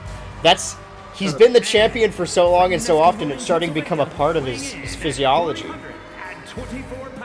124 doesn't seem like a lot. Just said it weighed 124 pounds. I weigh more than that. Yeah, that does not sound right. He lost a lot of weight, I guess. I mean, it must have been the hair. Oh, that's what it was. Weird, yeah. weighed a lot more than I expected. I mean, you could. That's how I. Oh, I thought he was gonna hand it to the crowd. All right, that's his own personal ref. A lot of shady things. I mean, yeah, like maybe it won't change Schmitty Tilke's momentum, but I feel like we're in a new season, a fresh era, new era in the BCF, and we want to start fresh. We might want to have some contenders matches. Start off on the right foot. Yeah, I mean, we got a new king, but the tag and all the other champions, not a lot has changed. It's kind of been like that for a while. Yeah, back to Wrestle Schizophrenia was just the guys that had the titles go back to the guys that usually have the titles. Yeah, So- unfortunately, the top card is more or less unchanged. So, but we're starting out with this potential. I mean, this truly is a main event. These two main eventers, this championship match. Now, what Tilke and Snitsky. was the big room the first time they interacted? I think so. Okay, well then that's where Because they they're. wouldn't have met much. They wouldn't have met much in tag team action. No, Schmitty Tilke was So- just holding on to the suitcase the whole year until he really needed it. I mean, that was Schmitty Tilke's story. Is he won the suitcase, and then he entered the Yeah. Big 30, and he's like, I need to win the Big 30 for whatever reason, because he already has the suitcase. Maybe he wanted like that on lock, just like he wanted wanted to be sure. double just to be sure. I mean, Yeah. if he won the Big 30, he could have easily cashed in after the match if he lost to get another chance. Not a lot of people Just get like that he did opportunity. at the big room. So. Yeah. Just bear hugging each other. Yeah, back at these two big Trying hosses. to wear each other down. In a different life, these two may be brothers. Who knows? But no, Maybe. Snitsky hates milk. I mean, he clearly doesn't No. drink it, considering how brittle his bones are. Oh, tackle! He's lost very a whole lot of skinny. weight, and yet he's our champion. He is our champion. Which so. Schmitty Tilke using this opportunity to toss him around. I'm interested to see who these people picked for Hey, their guys. team, you know, and who's getting the advantage, whose partner. Because we haven't Yeah, seen we either of these don't. We people don't really work know with a much partner. about. Yeah, we haven't seen Schmitty Better Tilke have or my money. Snitsky working with anybody very much. I know this theme. Better have my money. Oh, never mind. That's not at all who I thought it was. Well, another Ooh, former he's a smart champion. Boy, man. I mean, this is how you know it's a main event. It's filled with former champions, Yep. former main eventers. The man that, Absolutely. I mean, obviously, Meet Dave is down a dark path, but that double turn, I don't know if it was a double turn. People were already turning on Shark Boy Man. But those two, it really, like, I mean, He's we the could. boiling over of his frustrations. There are some stories that, like, go back. Oh! Oh! Oh! Well, now we know who he's Neck aligned and then with. Square in the head. I was going to say, like, some stories go back since the beginning of the BCF, but it seems like most of our stories, specifically with this match, started at the big room. Yeah. And that's where, I mean, that's where Schmitty, Tilke, and Snitsky first interacted, and that's where Shark Boy Man finally turned on Meet Dave. And now Shark Boy Man aligning with this bastard man, this fucker, to take down the people's favorite. That's true. The Schmitty people's Tilke champ. trying to fight back. Oh, Snitsky just looks annoyed. And I would be too if my partner was doing this. Shark Boy Man really hates Hit him in Schmitty the head Tilke. one of these times. We don't really know what the beef is between these two, but man, there's got to be something. No, not at all. Not There letting must up. be something. Shark Boy Man's got a serious problem. Schmitty Tilke trying to fight back. Oh, getting pissed. He is. Stop hitting me with chairs. Just gotta wait a little bit And now longer. Snitsky picking up the... Oh, man. Oh. This is a dangerous Breaking position. again. Schmitty Tilke's got to get a partner in here, but we've never seen him work does. well with others, so... No. Oh, and here he comes. Buckley. Buckley. Oh, this sucks, Wow, man. this is not ideal backup. Schmitty Tilke has no... Oh, he's going to deal with Buckley now. Oh, Buckley. But remember, Buckley also former champion, right? Former champion contender. He was definitely a contender. Yeah, and he don't was think in right. one of the big room matches with... He was. I don't remember which I one. think he was in the Lost Boys one. Okay, well, so then Shark Boy Man Shark Boy Man. and Buckley have interacted. Oh, now... Oh, fuck Schmitty Tilke. Oh, that's so disrespectful. Just pushing him. This is sorry. real. This is kind of hard to watch. I have never seen him do this. He calls that No. the fish hook. Two submissions, just weakening Got him down. hooked in. I mean, Buckley lost his name, and that makes him a big loser. But prior to losing his name, he was kind of like an underdog. You know, He constantly. was an underdog. Nobody expected anything from him. Almost won the big room. Almost won the championship. Beat both champions in a handicap match. Like, he's the miracle kid. He is the miracle kid. That's true. He's just However, gotta pull it out again. He's been really inconsistent. I think has been Buckley's Well, biggest issue. well, Jim Buckley's been good, but Buckley off to a really bad start. But I mean, he's proven himself right now, fighting off the champion Snitsky. That could mean Fighting something off good the for his champion. future. Speaking of former champions, neck roll. Business drawn. Now, you saw up there, right? That Visitron came out of the same cage as Tank Hills. I did. Oh, Shark Boy! Oh my God, using his dancing skills, his break dancing. was. So I believe. I mean, which one of them is the champion? It's So- Tank Hills, right? Because Tank Hills is the champion. Yeah. Businessron did like the Polka Doom, like took the fall for him. I think they beat the shit out of each other in a Hell in a Cell. Yeah, but they're both from Texas. And That's just then- what they do. That's true. But I don't think they showed this on camera, but I do think they shook hands afterwards. Oh yeah, respectful. But Well, that's good. I mean, not good for the company because now they're together and they're shady business practices. I mean, this whole team together, a team of. I mean, Shark Boy Man.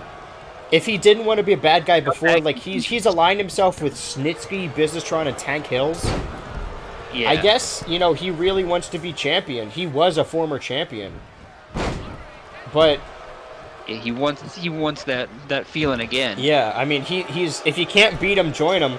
And Shark Boy Man spent so many months trying to beat Tank Hills, and now he's a part of the business now, I guess.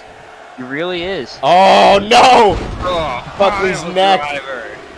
Schmitty Toki basically Trying having to a kill 1-on-3 right now, and it's not going really very well. I mean, No. this is really sad to watch. Shark Boy Man's descent. right. Oh no! Coming in Oh, here. these two hate each other. They used to be fighting over Meet Dave, but now there's something Really deeper did. happening. And a And cool honestly, guy what a reversal of fortune it's been. for cool Because guy. the guys Yeah. are cool guy. Actually, the fans have been much more behind him than they have been. Yeah. Shark Boy Man, Exactly. I mean, who in the was long run, originally on the side of justice in that Yeah. feud.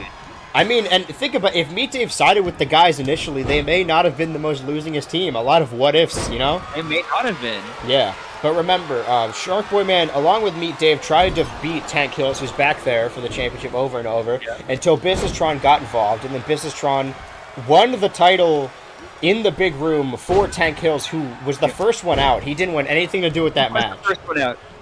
Yeah, Tank Hills plotted this a long while ago, where he's like, yeah, we'll beat the shit out of each other, but, you know, like, you win the title so I don't have to do this match and get hurt, and then at the big event, just give it back to me. And that's exactly what happened. And Shark Boy Man used to be very against this, trying to fight for that title until the fans turned on him and decided, you know what? If I can't win this title, respectfully, fuck it. I'm joining the firm. I'm being part of the business. I'm playing their game. Not worth the fight. Schmitty Took is having a rough go of it, yeah. But now Cool Guy, who the fans are now behind, on the team for good with Buckley and Schmitty Toki. Oh, and here he comes, the Lost Boys champion. Two champions Although on one in terms team. of win-loss record, I think Schmitty Toki could probably have done better than Buckley and the guys. Yeah, he picked a strange team. Oh, the Cool Guy punching Businesstron, trying to knock him out, but it not working. That double team. Oh, when did It is Snitsky fun. do a pile driver? Why does he Pile keep doing driver. it?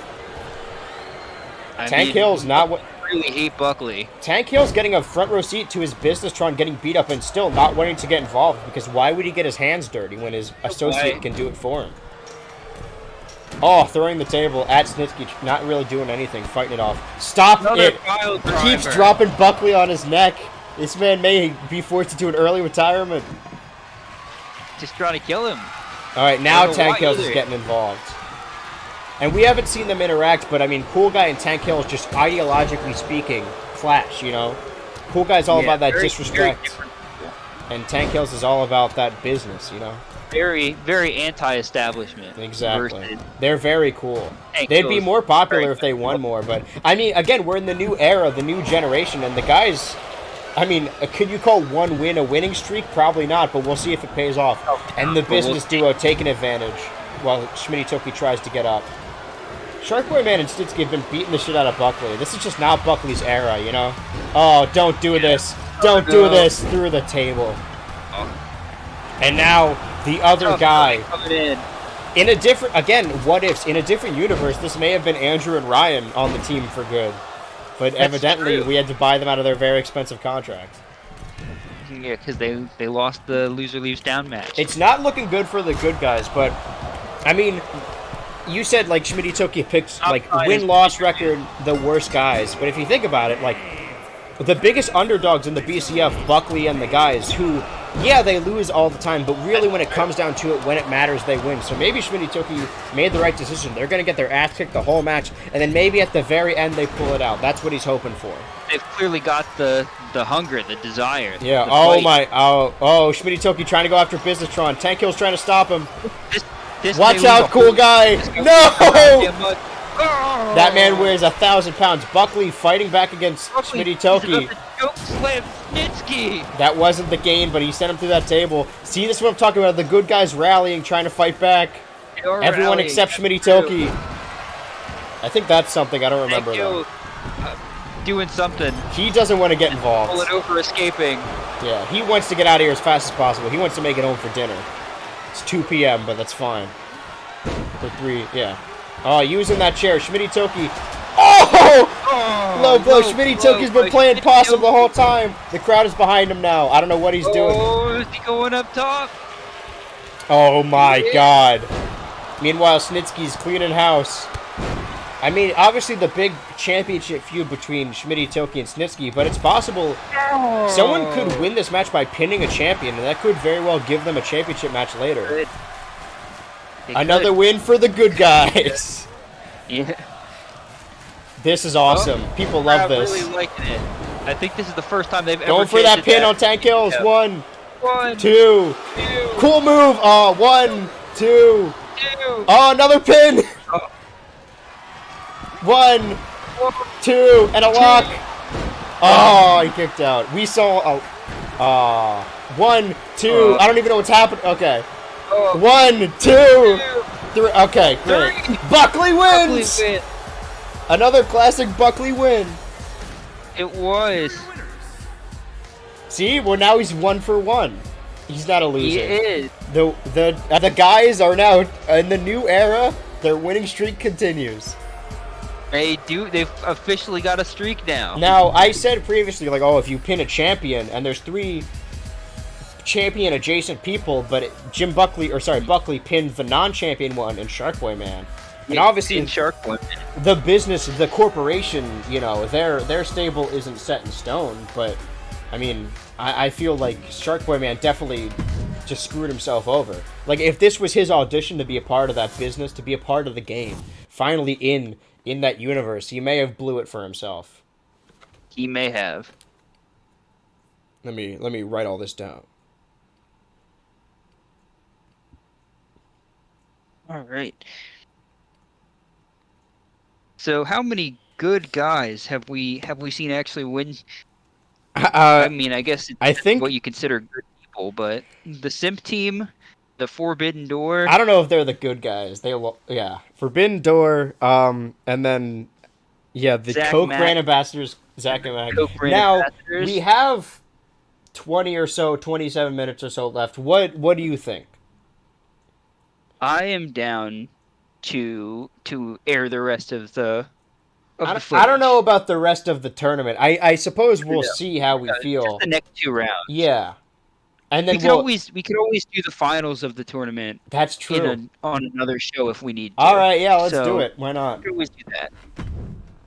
I feel like they don't last that long. We'll at least get one more. Yeah. And then we'll do the rest. It's an ongoing tournament. We don't know what the winner gets. I mean, maybe there's a new I guess it title. depends on if the Simp team goes all the way with it or not. Because if they do, then I guess it could be for the titles. But I guess they really have no reason to be in this tournament other than keeping their titles. It's not really a tournament then. We'll see. There could be. I mean, there's a lot of tag teams going around. There could be a second tag title introduced, a trios title. That's new. that is new. So it was the Simp team won the first one. Yeah, the Simp team and the Forbidden Door. Okay. Let's start with someone else. Who pinned? It was Will, right? Yeah, it was Will. Okay. Well, just to mix it up, to make it fair in the tournament, well, whoever made the pin comes out first. Yeah. And then the Forbidden Door, I don't remember who won there. It was Todd Sullivan. Okay, that's what I thought, yeah. With a These big guys old are not splat. legally on a team, so I gotta find them all.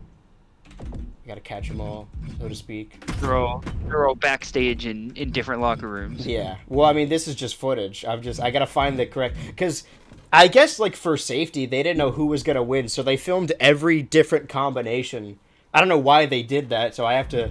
It was a very convoluted way of doing it. Yeah, they could have just filmed it in order, so I don't know how they would have known who did each pin, but they figured it out, I guess. But yeah, big night. I didn't even know this was a tournament until of the event. We're really good at this whole running a wrestling show thing. And here we go. The first second round match, the Simp team versus the Forbidden Door. Ooh, now so this is Teamwork versus DreamWorks. The company, yeah. Yeah, the company. Now, So, none of these people have ever interacted. Not even once. They don't know each other at all. Like, at least Incineroar could tell his teammates, like, hey, this is what we're dealing with. But everyone else in the company is going in blind. I feel like a Forbidden Door could run away with this. That's true. They are the unknown entity. Mm-hmm. Maybe instead of a trios title, they'll win, like, a four-person title. Yeah. War Games! Okay. And these are the rules, just in case. You never know when they're going to be important. You never know when we're going to change it up on you. Yeah. Regular Be aware of the difference to spot. Mm-hmm. Beware of Doll. So what's the next event? Is it Money in the Suitcase? I gotta say Suitcase, because we blew it last time. I don't actually know. Let me look at my schedule, my little itinerary. War Games. Schedule. Let's see. Because we missed one, but that's fine. It happens. Well, Mayday will return sometime. But everyone's already in their cages. I mean, I guess... Oh, here he is. One of the tag champs. It will. I guess they're all tag champions. Yeah. Yeah, next one is Money in the Suitcase. July 1st. Yep. Well, for us, it'll be June 30th. Wait, when does... Hold on. And... Oh, no, it'll be the 29th, because normally... I mean, it depends on what we want to do. We sometimes do Thursday, but the stream... We couldn't do the stream yesterday. However, the 29th is also the same day AEW Fight Forever comes out. So... I don't know if they have creator wrestlers in that, but... It might be a tough turnaround to be able to create 32 people. Yeah. But we'll see. You know, maybe.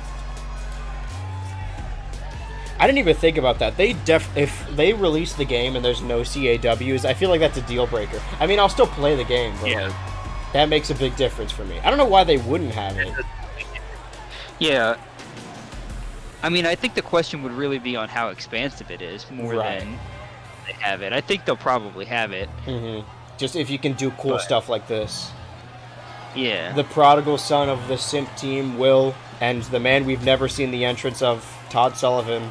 He seems very happy about all the children he just beat up. These guys from a different universe, they just have no what's it called? No mercy. Oh, I get it. I didn't mean that, but no mercy is correct. Yeah, no mercy on your soul. The original idea I had before the War Games thing happened was for our Backlash to be called Flashback and to create everyone again in SmackDown versus Raw and have like the simulation there, because I thought that'd be fun. We'll save that for, because we're not even doing another time. Yeah. We got to have our version of all the pay-per-views. So we have Night of Cages, of course. So every Night of Champions, we're gonna have another War Games tournament to crown some kind of new champion. Or we could have a different tournament as long as they're in cages. But of course, we're starting out with Will and Todd Sullivan, throwing him around. Now, Will is much older than a child, but Todd Sullivan's still just walking around like the ring belongs to him. Both rings, really. Yeah. I feel like, I mean, maybe, I don't know if Todd Sullivan took the most abuse in the previous match, but he definitely, the one I saw the most, because Jimmy was going after him the whole time. Highest risks as well. He went off the top a few times. He's going around. Well, he went off the top because Jimmy went off the top on him, and he wanted to get revenge, or to prove that he could. So, we may not see him go off the top again unless someone on the Simp team does, and I don't know who that would be. I mean, Igor's... Oh, never mind. I may have spoken too soon. That's not very high risk, but it's definitely higher than the ground. I'll give him that. Todd Sullivan trying to mount an offense on Will, but Will is unpredictable. Will has dealt with a lot of freaks in his life, Spinebuster, and you could argue that Todd Sullivan, being from a different universe, basically characterizes. Oh my God! And Todd Sullivan's a tall guy. That was a high vertical leap. Very high. You notice that the referee that we have at this venue wasn't the one that Snitsky handed his belt to? I don't know who that was. I guess it was some guy. I don't know. Ooh, he's howling. Yeah, it's funny because both times that the Sim team have handed over their titles, it's been the referee outside the cage. Right. But Snitsky didn't even, hand it to him hey, hold this, during the match. He handed it like he knew him. Yeah. He beat him up like he owed him money. Oh, man. Will, they don't have the advantage this time. Did they have the advantage? I think so, because it started with... Well, the Sim team, I think, had the advantage, yeah. Right. I don't know if Forbidden Door did. I don't remember that. Well, I suppose... if they did, it's possible that everyone with the advantage... Did the good guys have the advantage? Because it was Buckley and... I don't know. It doesn't matter. None of this matters. What matters right now is that Todd Sullivan and Caveman Jim, two large... Oh, my God! Throwing the table on him and then... Trying to throw him off by disorienting him. But Will fighting back. Will, he's acclimated to the Simp team, but he didn't forget everything about his previous life of fighting freaks, being the freak hunter. So now he's got to use that ability to fight off freaks by fighting off these two freaks. But it may not be enough. He needs his team with him. Yeah, he needs some backup. Because prior to being on the Simp team, Will only ever lost. That's true. Even when Agglesabra got DQ'd, he still lost because of that DQ. Not a story's cross the path because he lost to Boogeyman, and then the DQ, and then I think Igor Simp, and then it was the pay-per-view where it was the 3-on-1. Man, I really want to see them do the triple power bomb. It's been so long. It's been a year since they've done it. And we've never seen Will do it either. No, man. Serial Monster, the big boy coming to fight off Caveman Jim. Oh my God, it's still smaller than Fisticuffs, yeah. Caveman Jim. But We're witnessing an assault. Now, in the previous match, we did see, the good guys get their shit pushed in until Schmitty chose the right people, because when it mattered, they pulled it out in the end. But can we say that about the Simp team, or are they just going to get beat up? Oh! Kneeing the chair into Todd Sullivan's head. I heard it. Serial Monster are trying to fight both of them off, but it's just too much, and Will can't really help. Yeah. Now, I don't know if Will and Serial Monster specifically have any history. I don't think so. Because Will was tagged... he's close with Igor Simp, the leader, who plucked him out of obscurity, and he was tag partners with Mike Tyson. But, if there was ever time to prove a friendship, it's right now. Oh, Will, using all his freak fighting strength through the table! Oh, I'm getting caught. Todd Sullivan... Todd Sullivan knew it was happening and just waited because he knew Caveman Jim would no-sell it, and he just needed that table. All right, Simp team... Oh! He'd be vulnerable. Slam. Well, kind of. I don't know what's going on over there. I don't know. I'm not a betting man, at least not anymore, legally. But I'm worried for the Simp team. Current tag champions, the Simp team. I don't believe that. Oh, Will busted open. Hurricane Rana on the chair. A monkey flip, some would say. Oh, he keeps saying go around, but I don't know what he means. He's never gone around. Oh. Okay. You could argue that's around, I guess. Yeah. Sorry. Orangutan has no urgency to get in the ring. He could just get all the weapons because his team's doing great. They're doing fine. And they definitely need more weapons. Now, what was I going to say? They're the tag champions, but, the opening match was for the tag titles. Or maybe it wasn't. Either way, it doesn't matter because they're still the tag champs. I don't think this match is for the tag titles. I believe whoever... Oh my God, do you see Serial Monster duck under Orangutan? And Will using his willpower to fight back. Oh. Doesn't matter.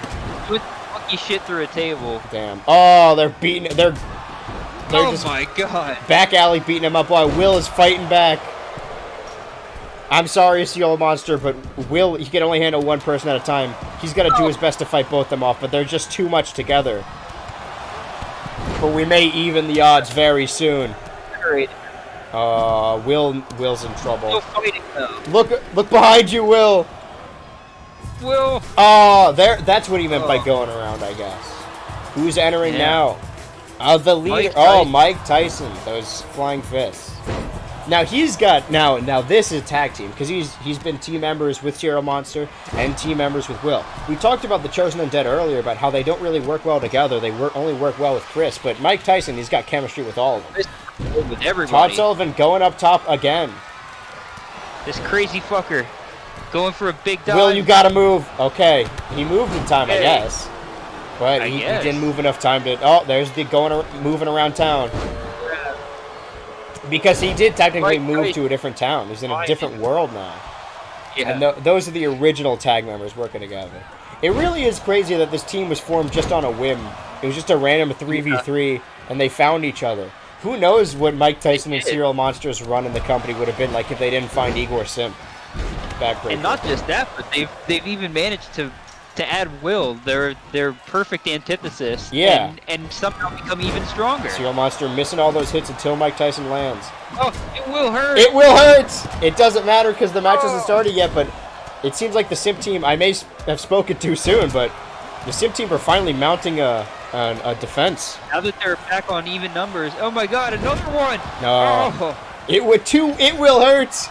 I mean, dude, all these... Maybe that's Todd Sullivan's ability. I mean, he got the pin in the previous... Oh! Is that what is that? Chokes on milk? What was it? Chokes on milk. Chokes on milk, yeah. Everyone doing their big moves. Now do it... Oh. We don't know the names of the Forbidden Door. But we'll see. Maybe if we ever see them in one-on-ones or something else. Something or other. But, I mean, we've just established, I think we can say this live since we're in charge, that this tournament will declare the BCF quadruples champions. I'm talking 4 title belts. And they can only be defended in 4v4 matches. Yes. And which thankfully we have in don't spades. Have to just do 4 games for. Yeah. We can actually do a whole lot. Regular 4v4 matches anyways. We can mix it up. I mean, there's only so many people that can compete. I mean, any 2 teams that want to work together and have titles. Oh, Frog Splash. Can't have them. But also, maybe there's 2 teams that, like, they won a championship, so fine, we'll put aside our differences to work together. But they may not even like the other team. They just want gold. And then that may... I mean, that's for down the line. We'll see. The tournament will continue at future events. At Money in the Suitcase. Orangutan just... Whoa. Beaten up. The last Money in the Suitcase had a #1 contenders match, right? I think it did. I think so. Caveman Jim busted open all in his war paint. That's why they've been winning. Because of War Games. Oh, trying to throw that table at Will. But Will getting out of the way smartly. And now the leader of the Simp team. Oh, Will trying to prove a point that he can also go up top. Everyone who crosses Todd Sullivan. That's what I was going to say. Is that Todd Sullivan, like, he won last time, but he's also like a lightning rod where everyone, like, goes after. Okay, I thought Will was about to escape. Igor Simp throwing weapons inside. Pandemonium. But everyone's standing. Except for Tropical. They think he's the most vulnerable. He likes to do the high flying. War Games! Oh, man. See, Mike Tyson's smart. He's a boxer. He knows how to block, but we've seen Tropical do this before. That's true. He knows how to get past your guard. With those robotic arms. He's a violent man. And we're seeing a Caveman Jim versus Will match right now. Yeah, I could say right now that at Money in the Suitcase, we're going to see a Money in the Suitcase ladder match, of course, and maybe a #1 contenders match, who knows, and maybe also the continuation of this tournament. Because, unfortunately, it takes a lot of people out of the running. Yeah. Even if we just do the next match in round 2, that's like 4, that's 2 champions. Yeah. So we'll see, you know? Yeah, it'll depend on who advances. Yeah. That's as well. Well, I'm saying, like, we might end after this match. Because we may hit time. So the next event, if we want to do one, it will have to involve Tank Hill, Business Tron, and Snitsky. Which we don't necessarily... I mean, I guess they don't need to be in a championship match at Money in the Suitcase if that's all about, like, #1 contendership. Yeah. Thematically. Oh! I'm glad Todd Sullivan tucked his neck because he almost just lawn darted him on the ground. Oh, going for that bear hug. That classic sip hug. Todd Sullivan trying to break it up. Serial Monster just watching in awe. Will DDT. Still handling himself against 2 men. Oh, Serial Monster go for... Oh, Tropical breaking it up. Tropical and Todd Sullivan, like, I mean, obviously the Forbidden Door are working well, but we don't know how well as a team. But it seems like if there's... Oh, chokes on Milk. Here it is. This is like the 4th finisher Todd Sullivan's taken, so this may be it. 1, 2, 3. And the Simp team advances. You know what? Big win. The Social Outcasts. Not only are they tag champions, but they may go on to be the quadruple champions. All right, you know what? We still got time. Fuck it. We have time to do our other semifinal. Hopefully, yeah. I mean, we got like whatever it is. If we're shooting for 2 hours, then we got 9 minutes, which will go longer than that. But whatever. We're just slightly over. Yeah. I mean, how long was that match? I feel like it was like 20 minutes or something. Yeah, it was like 16 minutes, something like that. You keep talking. I'm running through this. All right. We're getting the files all lined up. Mm-hmm. So, the Zach and Matt connection, as well as Sands and Anglesabra. Who won in that match? Are going to be. It was Sands, right? Or Anglesabra? Anglesabra. Yeah. Pinned Han Solo. Mm-hmm. And then in the other War Games match, we saw Schmitty Tilke. Although it was Buckley that got the win. Okay. Buckley, who pinned Shark Boy Man. Right. So. Starting off with Buckley then. So Buckley, Schmitty Tilke, cool guy and tough guy. So we've seen a lot of people that don't normally win very much finally getting some wins under their belt today. That underdog. They're working. They may just be better in a bigger unit where the pressure's not as heavy. Yeah, Zach and Mac, Angles, Coke Brand, and then versus Buckley, Schmitty, Tilke, the guys. Yeah, all right. Let's run it. Let's do it. They better speed this up, all right? We're going out on a limb here. The viewers are going to be upset. Yeah. They are. They're going to be sad. We're running over time, and we don't know how these pay-per-views work, so it could very well... They could just cut off our feed. I really hope they don't, but... I hope they don't. Right, you never know. Wall game. Anything can happen at Wall Game. Or at Night of Cages, of course. So yeah, after this, then we're going to see the finals. The Simp team is going to face someone. That'd be crazy if the Simp team could unify the quadruple and tag champions, and then that would be a whole mess. Could. That would be a mess. But you can't say they deserve it. That air raid siren. Yeah, I mean they're the only actual 4-person stable, aside from Forbidden Door, who just lost to them. So really, they knocked their only competition out of the tournament in the second round. Yeah. At regular intervals, alternating members from each team will be released to enter the match. The team This is important. will be the first to have a member released into the match. Once all competitors have entered, War Games officially. War Games. The match could be won by After this tournament, we may never need to do this again. We didn't even do our November pay-per-view. We missed it. Hopefully, we'll stop having hiatuses, and we'll be able to do the big ones. Because what we did, Mayday, Money in the Suitcase, Slip and Slide, and then No Rules in and then I think Big 30. And then the Big 30. Big 30, Big Room, Wrestle Schizophrenia. Okay, so we missed August, September, because No Rules in there was October. August, September, November, December. That's not that bad. No. Because there were 2 in May, but we Mayday will return someday, but we'll see. I mean, Angles Abroad, we haven't seen his singles entrance since, I believe, the Big Room. He's made this big change. Yeah. We saw it. I think we saw it once against Sands, but well, that was the Big Room, I think. It's even the same this. So yeah. I mean, we're putting a lot of stake in the Coke brand ambassadors. They did pull it out pull it out. I mean, that's really, if we're ranking like stories, like teams fighting, the previous match was the 2 actual 4-person teams, and this match is all about underdogs and losers. Yep. The 5th dimension. I forgot about that. He's evil, or he started out evil, but he's making his way back, but now he's just Buckley. So yeah, the Coke brand ambassadors and Zach and Mac, full of losers except for Mac, versus Schmitty Tilke and his group of underdogs, his plucky outcasts, if you will. Yes. We may very well get a face versus face finale. So I guess if these are the finals, then we actually don't have any champions in this thing. But again, like, we don't want to waste people's opportunities. If these people had to fight at Money in the Suitcase, that would have eliminated them from that ladder match. And I feel like a lot of these people want that opportunity. I mean, Schmitty Tilke could be a 2-time Money in the Ladder match, or sorry, Money in the Suitcase winner. Who knows? He could qualify again. Oh, Angles of Bra using that fighting technique, throwing up his dukes. Buckley slamming him down. Now, these were the 2 winners, but I mean, Angles of Bra won with a bear hug, I think, right? No, it was clothesline, I think. Right, and then Sands was doing the bear hug at the same time. Yes. And Buckley, I don't even know.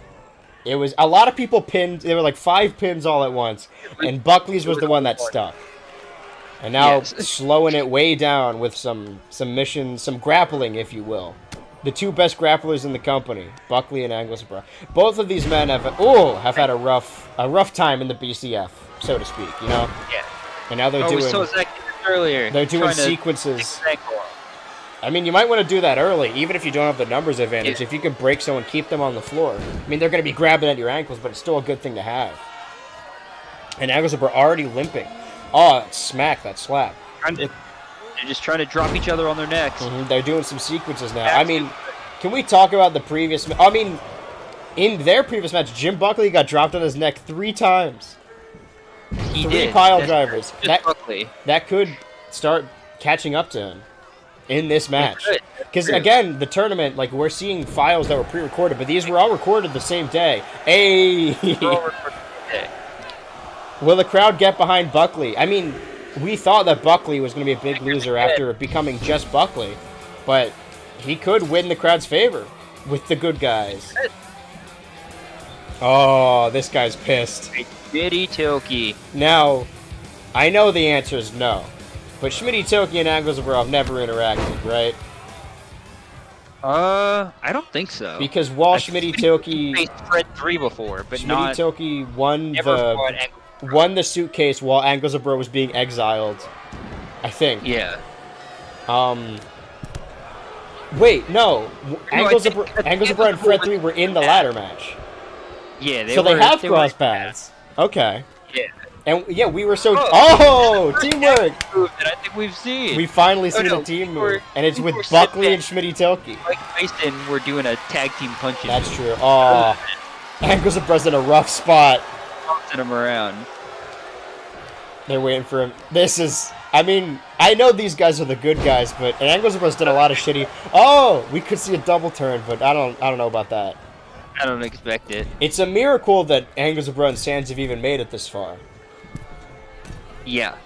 That's a testament. Which is kind of surprising with...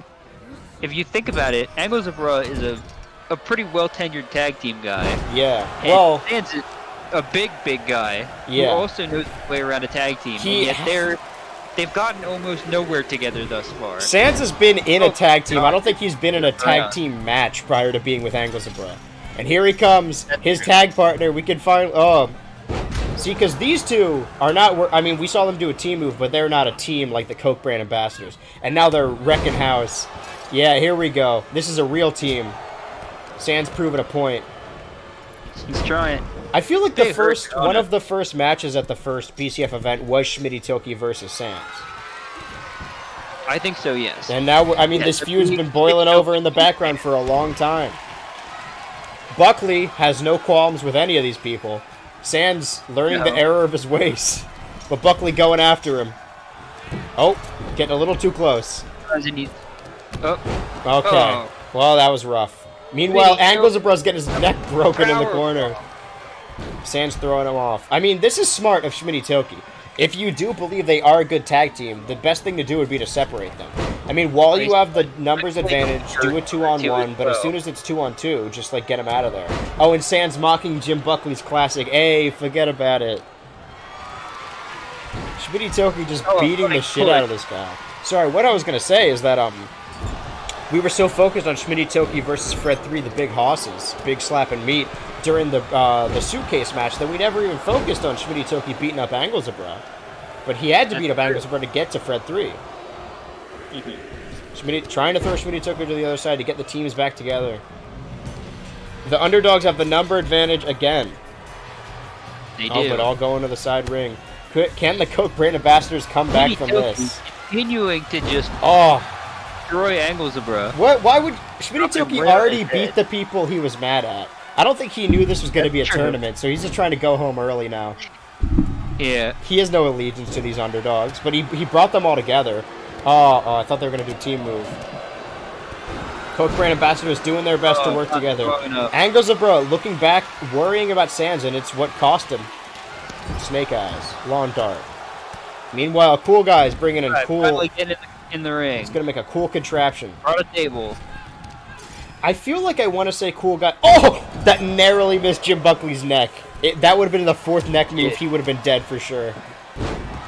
Absolutely would have. I want to say that Cool Guy and Jim Buckley have they were both in the Lost Boys big room, right? Yes. I feel like Jim Buckley hit the gain.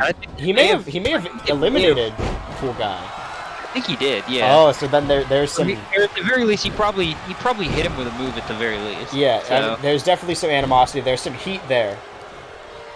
Meanwhile, Cool Guy does not care about the Coke brand ambassadors at all. But of course, Jim Buckley and Cool Guy forced to be on the same team, and they seem to be working well together. Yeah, really, they haven't too much tension. The only beef on opposite teams is Schmitty Toki and Sans, only kind of. Cool Guy using that cool table he brought inside. Slam.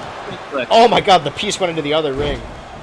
The False King picking up that stick. Oh, the people love the Floridians. The Floridians love this. We gotta start holding more events here. It's funny because they absolutely hated him in the first match. Well, no, they like the match. They still hate Zach. Oh my god! I see. All the way across the ring. Oh man. Choke slam. Zach leading. I mean, if he wants to prove that the Coke brand ambassadors are going to be his goons, he's going to start working as a leader. And that's the thing. I mean, the Coke brand ambassadors have been having a rough time. They're a good team, but they're not a good unit. They need a leader, but Cool Guy taking advantage. Or trying to, at least. Trying to. Getting punched by Zach. Suplex right in the middle of the ring. Here come the goons. All right, now they're all raising up. Slamming Buckley in the corner. Clothesline. Everyone working together to beat up Cool Guy. They're all standing. Oh, but Schmitty Toki getting back up. Zach having his attention. Oh, everyone get back up. I would advise you probably look towards Schmitty Toki. Schmitty Toki taking a breather, but this is not what they want. I mean, if he gets his energy back, he could be a force to be reckoned with. Yeah. Buckley stalling for enough time. We're getting a 3v3 now. Oh. The small advantage that the goons, the cabinet had, the Royal Cabinet, is they have now lost it immediately. They had it for like a second. And here comes Tough Guy. Tough Guy. Seeing two teams. I mean, you could argue that the Coke brand ambassadors prior, or I guess like along with the guys, prior to Restless Schizophrenia, were also the most losingest team. But they never faced each other until right now. Oh boy. Okay. Oh, okay. All right. A DDT. Oh. See, Buckley had his number. He knew not to run towards him. We finally get to see the guys like work together. Like they were both in the previous match, but we didn't really see them interact. No. Tough Guy going up top. At the end. Oh, he flooded him with his own DDT. Game! That's the game! Okay. And there's the... Oh, we're going to see a lactose. Never mind. Oh, everyone planting each other. Schmitty Toki tossing around Anglesabra. The match started with Buckley and Anglesabra, and then Schmitty Toki entered and just been beating the shit out of him ever since. Just beating the shit out of him. Yeah. Oh! It's his best. Oh, classic dance. See, now the guys are working together. Who would have ever thought at the What? beginning, if you saw the first ever BCF event, you thought someday the guys would be working together to fight Zach? I wouldn't have believed you. I didn't even know Tough Guy existed. Not just that, fighting a match and not taunting. Yeah, well, I mean, they've learned the error of their ways. In these war game matches. Honestly, Buckley's been taunting the most. And here comes King Mac to rally the troops. The Royal Cabinet's been losing this whole time, but maybe it's just the King is what they needed, his leadership. Yeah. Honestly, I'm going to say this right now. The reason the underdogs won last time is because they were getting beat up the whole time and then pulled it out. We haven't seen them start a match winning, so I feel like this could be bad. They're not supposed to do it in this order. And Mac coming I inside. guess it'll really depend on how War games! how well the guys do. And now that King Mac has entered, They've really got what it takes. yeah, I'm trying to think. King Mac has never interacted with Buckley or Schmitty Tilke or the guys. Well, no, the guys were in the Battle Royal, I think. Not for long. They were like the first two. No, Tough Guy was in the Battle Royal because Cool Guy was in the big room. So at least Yeah. Mac and Tough Guy have interacted. Maybe they've at least been in the same match. Yeah. Schmitty Tilke really just trying to break Anglesborough apart systematically. I mean, he must think he's as long as he beats the shit out of him. What is Buckley doing? Everyone's got to catch him. Oh, splash. Oh my god. Just- That punch knocking. Oh no. Don't do this.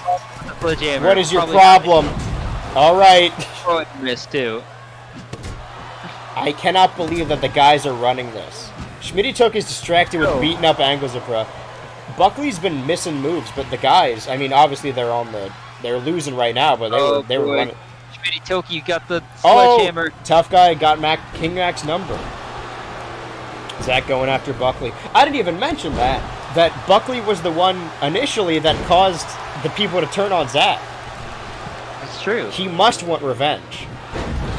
I Because would bet he remember, does. the first ever BCF event, it was Jim Buckley, but Buckley Buckley beat at the time, yeah. Zach and Logang in an handicap and match, and then got to decide which title he wanted to go for, and evidently he decided the Lost Boys Championship, which, I mean, if he chose Zach, it would have been more direct, but if you think about it, in a butterfly domino effect style, if Jim Buckley never chose Logang and never won that match, they never would have broken up. They never would have been a rift between Zach and Logang, and of course it's Zach's fault. But Well, Zach I guess still it blames Buckley because he depends. refuses to take accountability. Zach- King Mac going up top, Lost the title match. on the Tough Guy, go for that pin, a repeat of the Battle Royal, 1, 2. Oh my god, awfully close. Pick up the Tough Guy, showing his toughness. Oh, his neck! Oh, Buckley's in trouble. All right. Tilke. Whoa! The Royal Cabinet. This is what I was talking about. The underdogs can't win at the beginning, and it was all about King can't. Mac. The Royal Cabinet continues. Continues. So it'll be the Simp team versus the Royal Cabinet. Wow.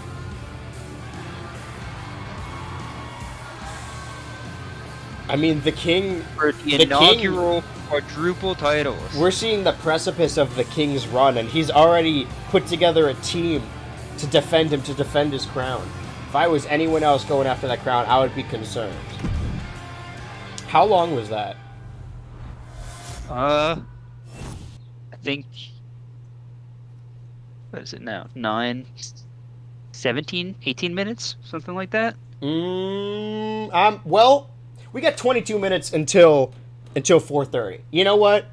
Do you want to see the finals tonight? Yeah, let's do it. Let's do. What kind of question is that? Yeah. All right. Well. Yeah, let's do it. Wow.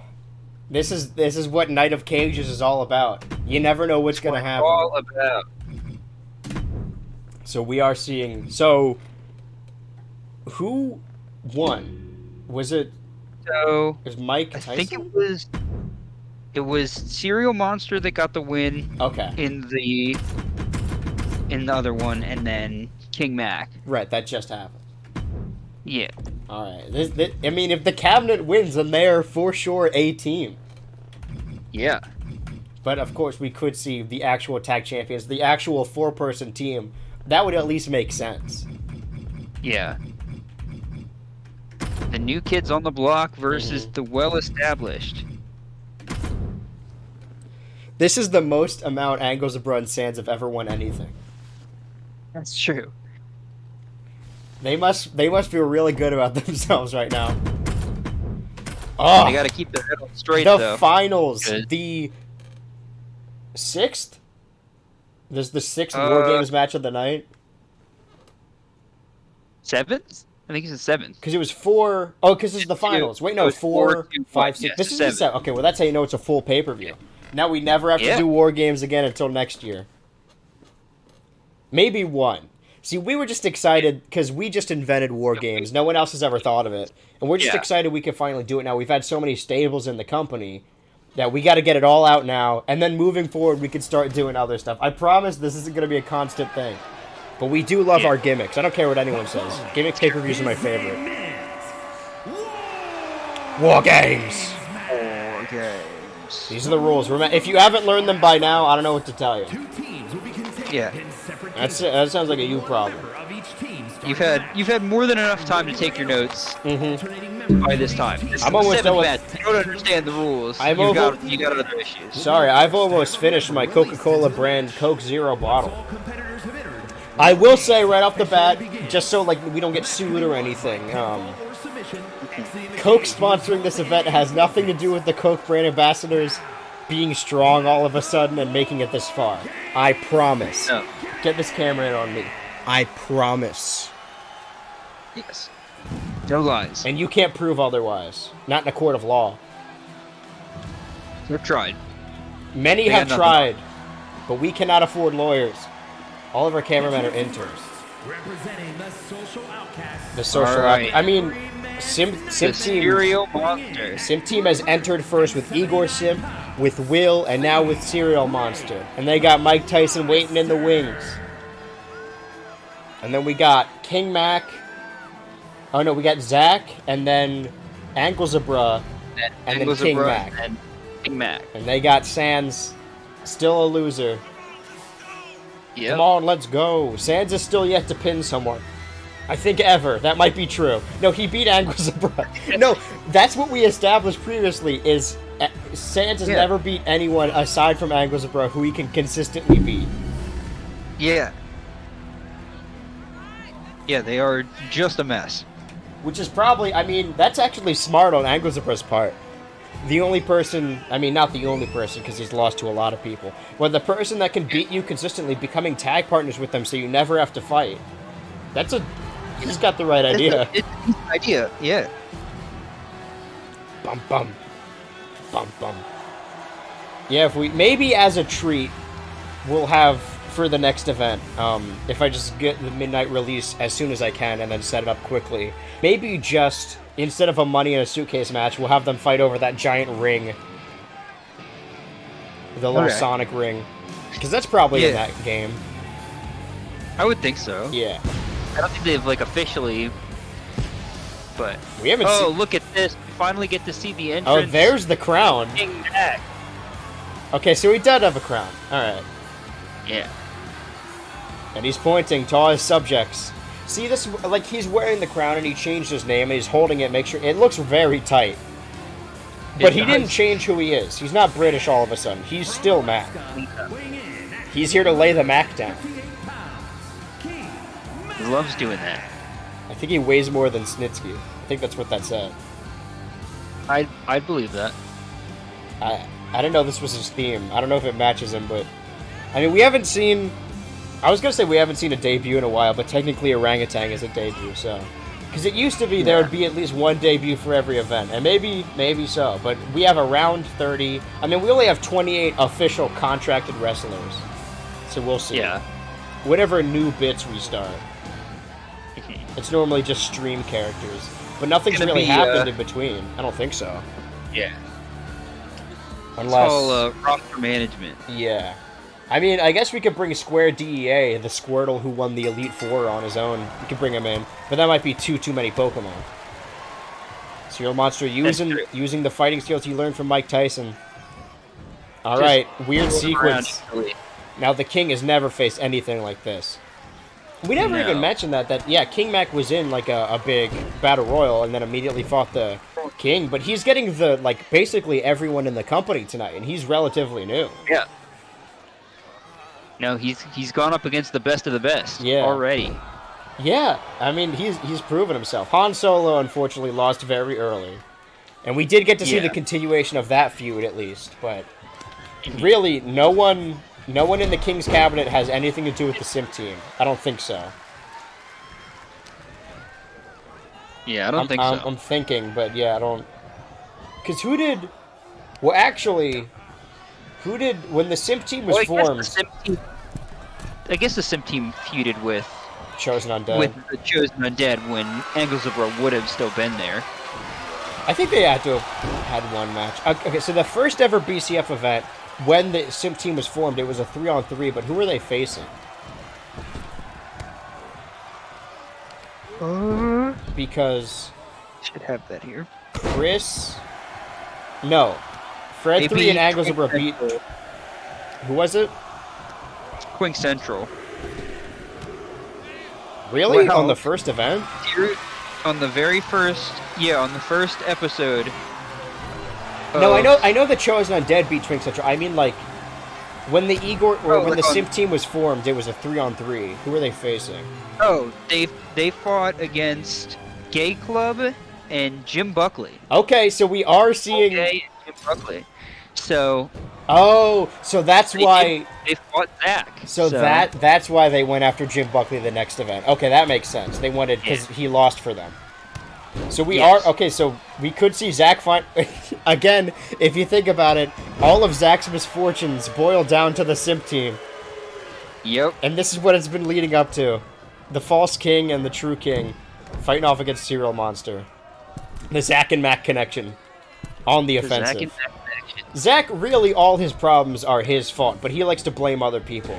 He blamed Logang, he blamed Buckley, and now he's blaming the Simp team. Who else crossed his path? Jimmy? He'd probably blame Jimmy. It's him! Jimmy! Oh, you think this is bad? This chicanery? He's done worse. Oh. Leg takedown. I feel like Zach does have a submission. Do we have it written down somewhere? Do we know? I know he used to do... He sat on their neck. Yeah. Yeah. He's just a submission specialist, I guess. I don't think he's tapped anyone out ever, not even Logang. One of those 6 times. No. Mac using the crown... Usually wins with the drop kick. Some people don't know this, but Mac didn't change his hats. He's wearing the beanie over the crown, and he just headbutted Serial Monster in the dick using that sharp crown, so... Oh, here, the tag... 2 tag teams! Oh, look, a tag move, and it's not... That's how you know Zach and Mac are a team, but now here comes the real team of Mike Tyson and Serial Monster. Fighting back. It's always weird to have a big 4v4 mess. Oh! Calling to the Serial Gods. It's always weird to have a big 4v4 clusterfuck and then immediately go back to like a 1v1 and it's starting slow. But here, I mean, everyone's exhausted. All these people have fought multiple matches tonight. Yeah. Oh, King Mac fighting back. See, King Mac is not just a fan of Riley and Green Monkey. He's been watching the tapes of everyone. He knows everyone inside and out. That's his thing. Aside from being the king, is that he's a big fan. He knows everyone. He's a big fan. That's true. He knows what makes Zach tick. Oh, nice leg drop. See, that's a good transition tag team move, a rollover into a leg drop. They're inventing new shit. Oh! That's rough. Serial Monster mounting an offensive. They could get their advantage back. I think. Who has the advantage? It might be... Oh, right. It's the cabinet. The cabinet has the advantage. Well, that's rough. Yeah, here comes Anglesabra. Yep. One of the Coke brand ambassadors. Yeah, so the Simp team has crossed paths with Chosen Undead, but never Anglesabra. I mean, I feel like one of them had to have been... Oh! One of them had to have been... Those are those Zach submissions, trying to break everyone's arms. I mean, it's smart to break Mike Tyson's arms specifically. Yeah. Because Anglesabra, after Mayday, which they faced Twig Central, they immediately were in the ladder match and then broke up.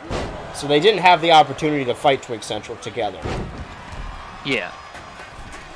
Yeah, okay. So the only person with beef is Zach trying to use the cabinet to get revenge on the people he blames. One of the many people he blames for his downfall. One of the many people. Yeah. King Mac going up top.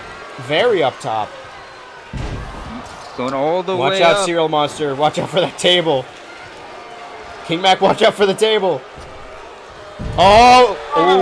Oh, he's busted open! That's what you get for wearing that sharp crown on your head under your hat. It pushes the metal into your forehead. It basically blades for you. Yeah. Zach he's got the right ideas, really going for these submissions on Mike Tyson, his arms. Angersenberg got his shit pushed in by Schmitty Tilke in the previous match, so he's got to get it all back. Powerbomb. He's probably score.